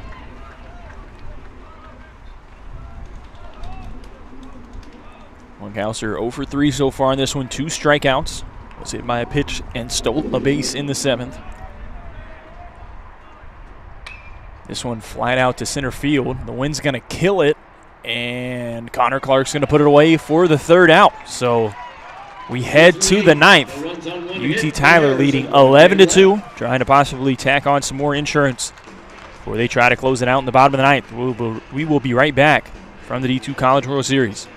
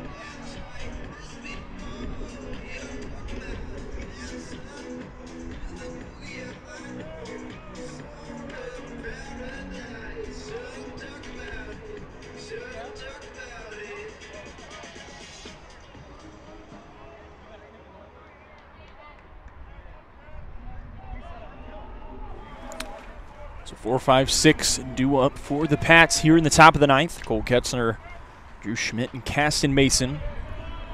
UT Tyler bats with a 9-run lead.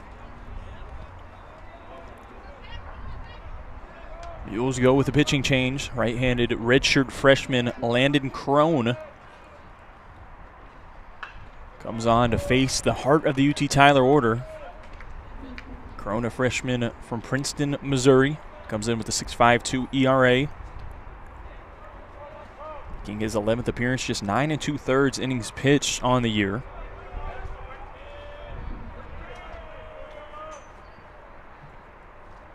The 1-1. Hit on the ground softly, right back at Crone. Fires over to first in time for out number 1.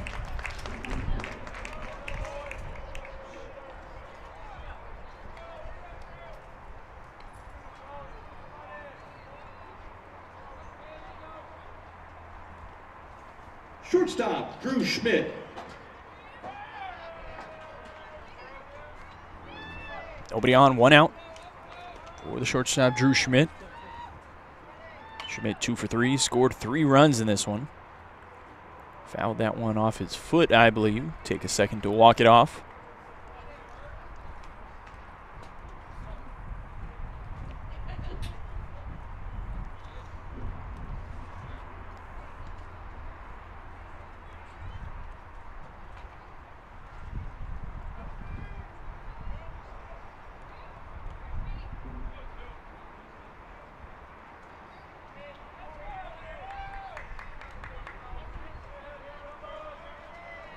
No balls and 1 strike.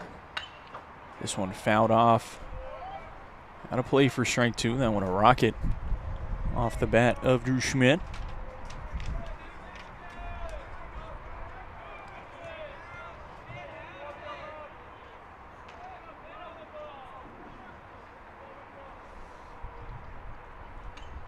The 0-2 fouled straight back into the netting. We'll do it again.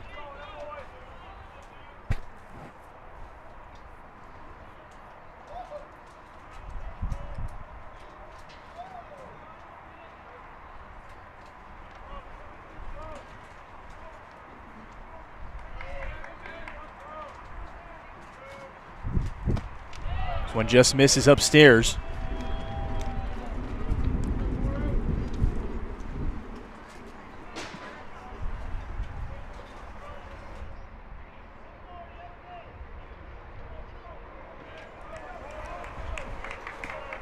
One, 2 on Schmidt.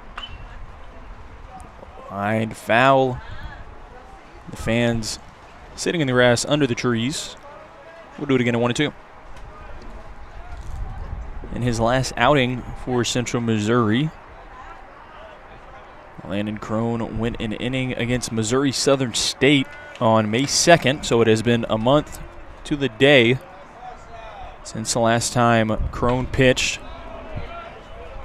And Drew Schmidt seems to be right on his fastball. Still behind the count, a ball and 2 strikes.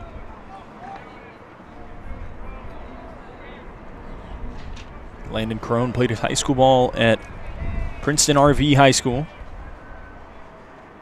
This one in the dirt, evens the count at 2-2.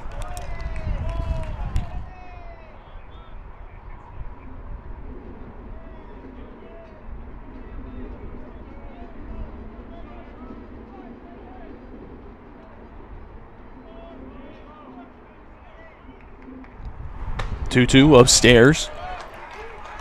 So Schmidt works back in the count from behind 0-2. It's now 3 balls and 2 strikes. Full count.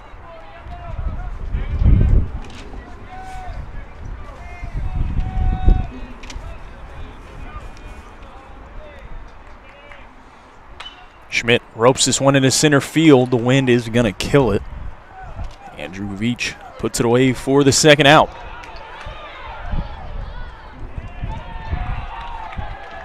Wait, they're gonna say he dropped it. He dropped it? I looked away. I looked away as soon as it hit his glove. I mean, that was about as routine as it gets. And I guess the center fielder, Drew Veach, dropped it. Right fielder, Caston Mason. Watching the replay on NCAA.com.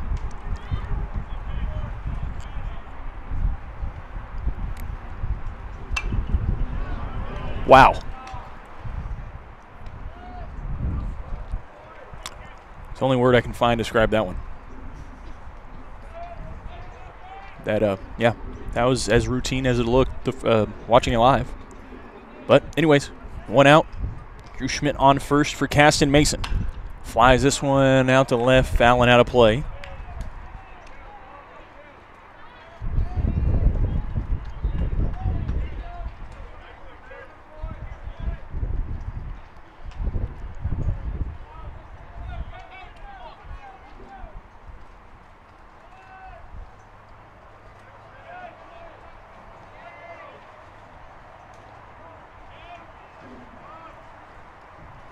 The 0-2 in the dirt.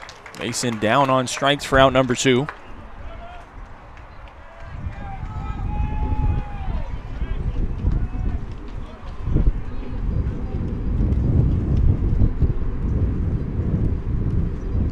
Batting designated hitter Travis Bragg. 2 outs. Schmidt on first for Travis Bragg.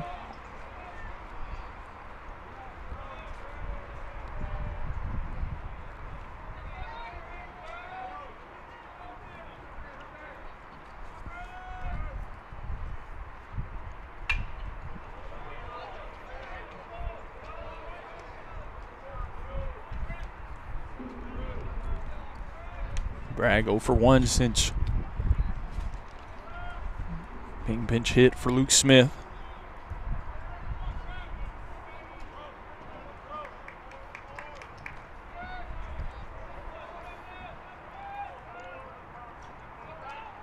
Bragg had 2 hits in the Supers versus Colorado Mesa, went 2 for 3.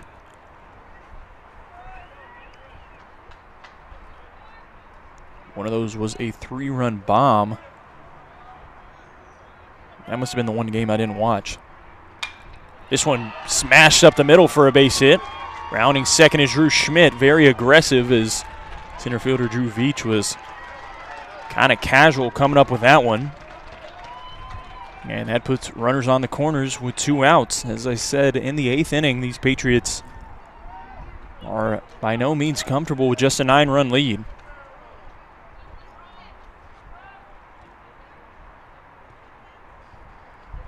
Now batting third baseman Spencer Simpson.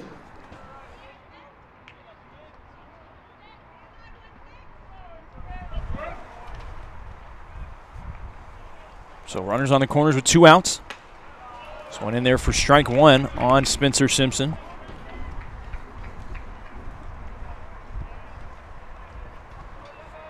Simpson has put together a day, 3 for 3. And has reached safely 5 times. 3 singles, a walk, and a hit by pitch. Also 2 RBIs.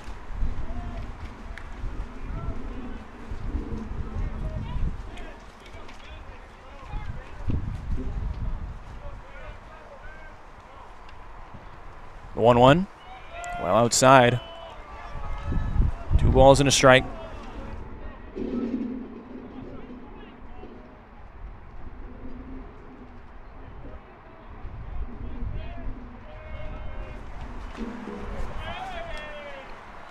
The 2-1, fouled off into the Patriot dugout.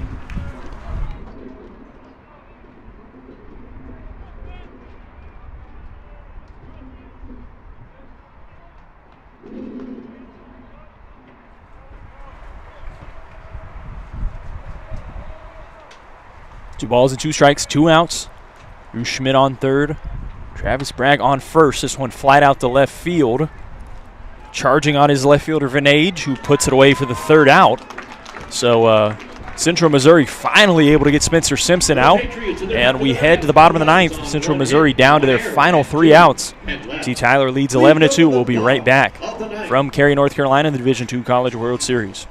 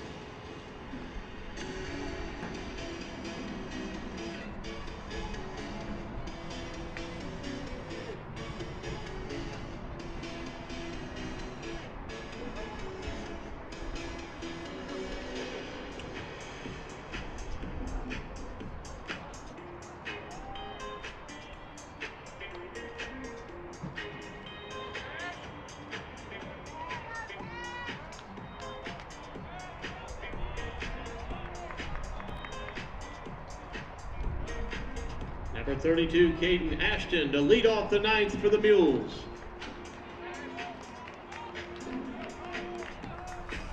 So we are back from the Division II College World Series here in Cary, North Carolina. Final 8 teams in the country: UND, Bentley, Catawba, Westchester, Central Missouri, UT Tyler, Point Loma, and Tampa. We are down to our final 6 teams.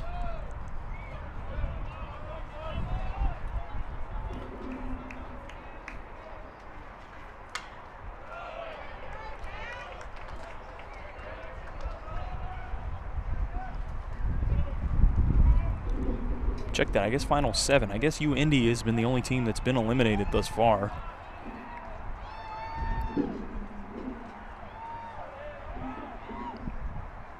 Point Loma and Catawba, the other losers bracket game, will be at 6 o'clock tomorrow. No, 6 o'clock tonight. No, that's the other losers game. It's tonight at 6 o'clock. Catawba and Point Loma. So a team will be eliminated here. Catawba and Point Loma.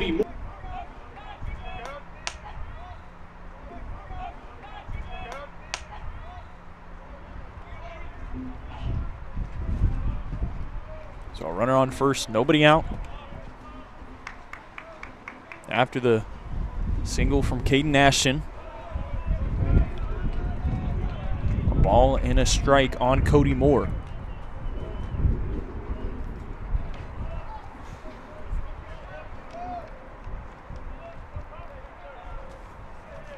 Cody Moore comes in hitting .206.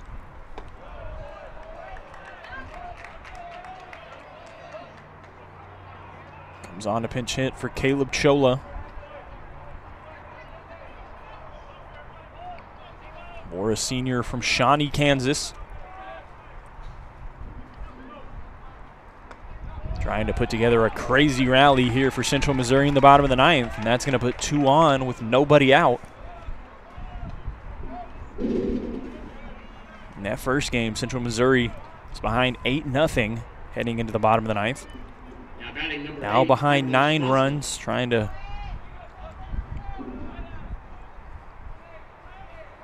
possibly keep their season alive.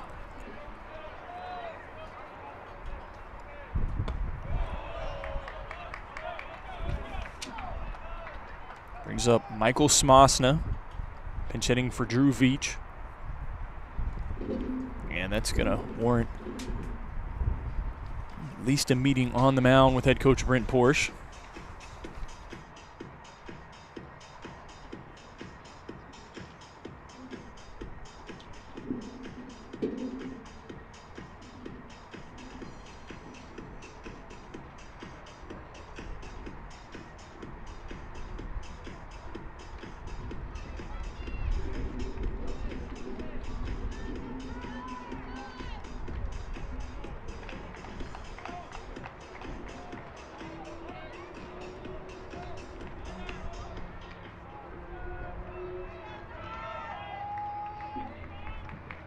Alrighty, so head coach Brent Porsche is going to leave Tyler Puckett out there.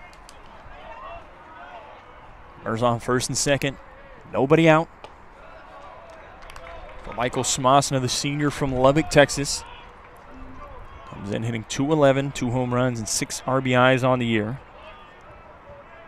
Smosna was a standout at Division III McMurray University in Abilene his freshman year. Won their conference freshman of the year. Now here in Cary, North Carolina, trying to keep the season alive for Central Missouri.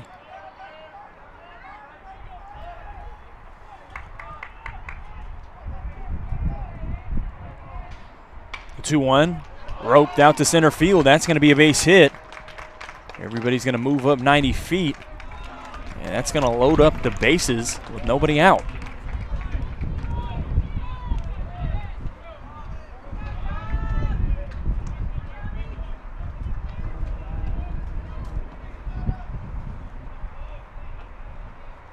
Now batting number 7, Colin Dobson.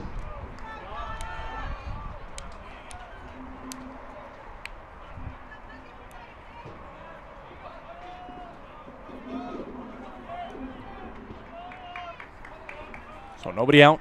Bases juiced for Drew Veach. And Veach wears that one off the back. The first pitch he sees, that's going to plate a run for Central Missouri here in the bottom of the ninth, make it 11-3.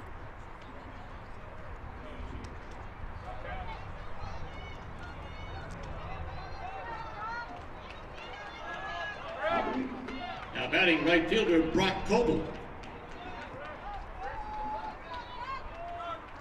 So 11-3, Patriots trying to close it out and keep their season alive. Central Missouri just not going away. And you can't really blame them. This has been a great year for the Mules. Third straight College World Series appearance, and they're not going to go down without a fight. Head coach Kyle Crooks has been here before.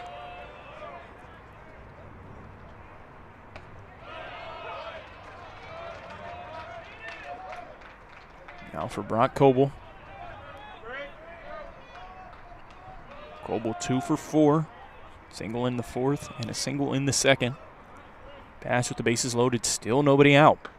This one in there for strike 2. Ball and 2 strikes now on Coble.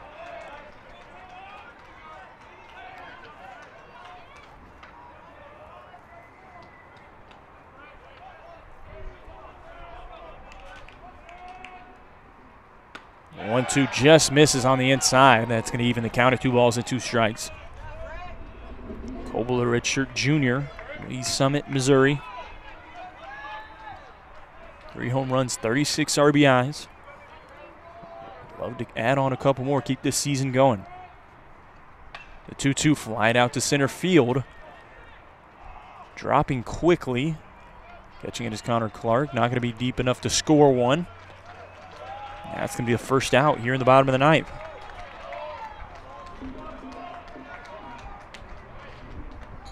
Top of the order, shortstop Cole Kreisel.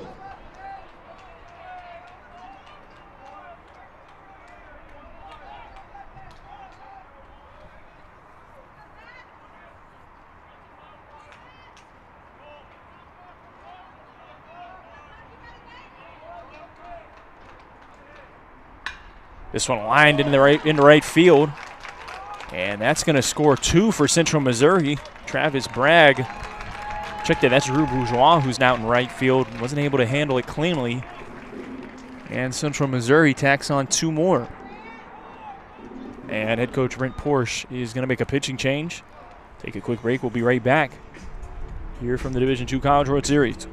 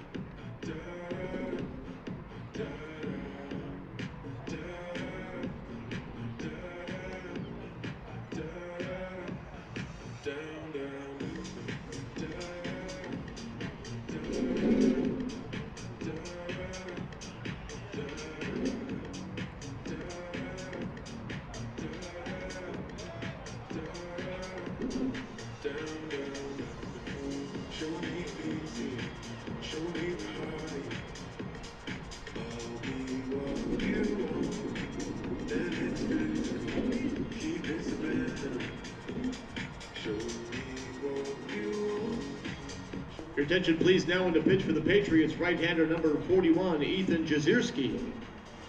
Jazierski, number 41.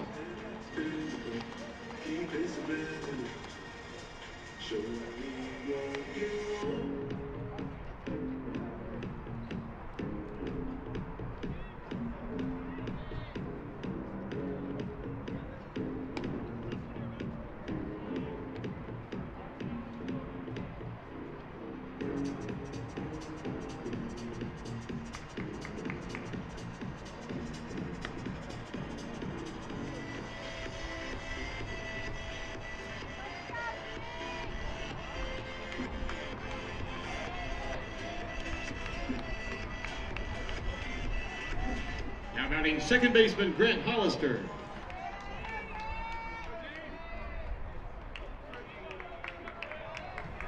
All right, so UCM, similar to the bottom of the ninth in the first matchup between these two teams, has tacked on 3 runs.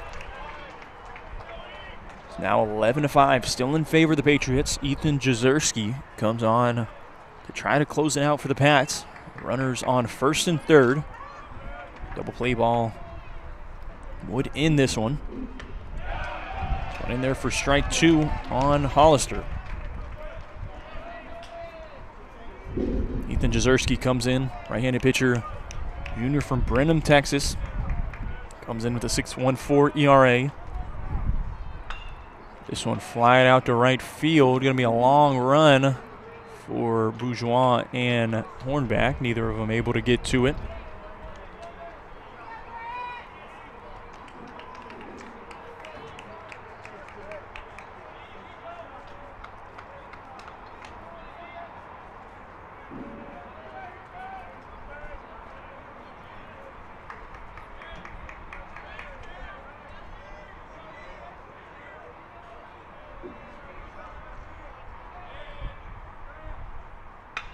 This one hit on the ground, out of the infield for a base hit.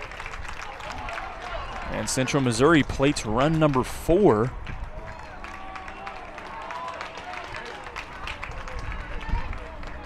On the RBI from Grant Hollister.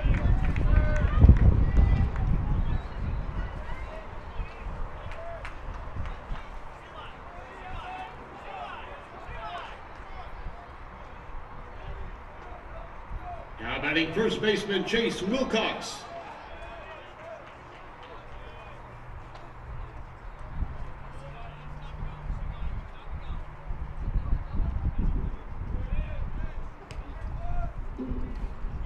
Central Missouri going to make a running change. Cole Young, redshirt freshman from Liberty, Missouri. And the pinch run for Grant McAllister. Cole Young, Grant Hollister, excuse me. For the Mules.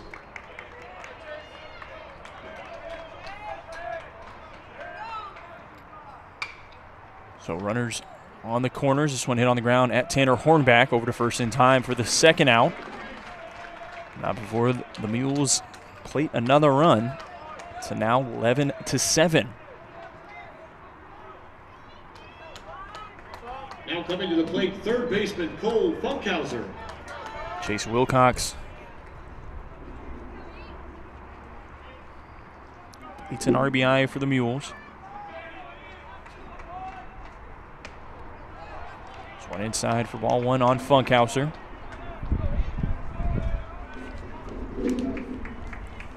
Funkhauser 0 for 4. That's the runner on second and 2 outs.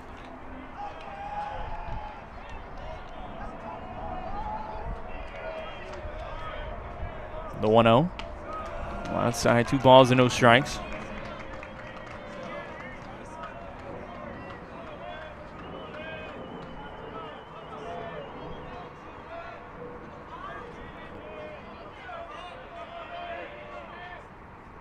The 2-0. In there, catches the outside edge for strike 1.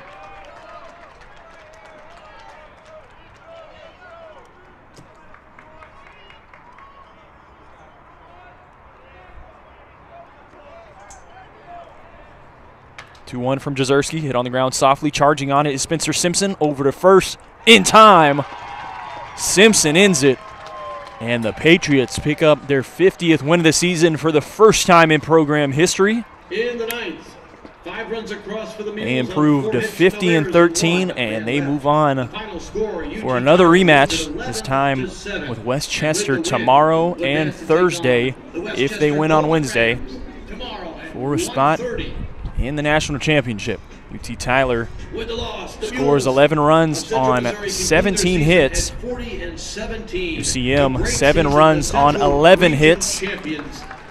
Central Missouri ends their season here in Cary, North Carolina for the 3rd season in a row. UT Tyler stays alive. UMOTrojans.com. That's UMOTrojans.com. A couple of highlights of this game. Spencer Simpson An elimination Reaches game base between the 5 Sea times, Lions and goes Bulldogs. 3 for 4, 2 And the RBIs. Tampa Indians A walk for the was right hit to by a beat the pitch. Tampa Spartans. Beautiful day for We will Spencer have an Simpson after updated going, I game believe, time 0 for you 4 here yesterday. shortly when that one will get started.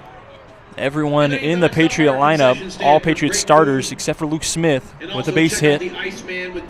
Connor Clark went 2 for 5. Tanner Hornback 2 for 4. Drew Schmidt 2 for 5. Caston Mason 3 for 5 and 2 RBIs. Chase Upton with you calling the game here from Cary, North Carolina on the UT Tyler Athletics YouTube channel. Thank you for joining me. Don't forget to let your light shine. Until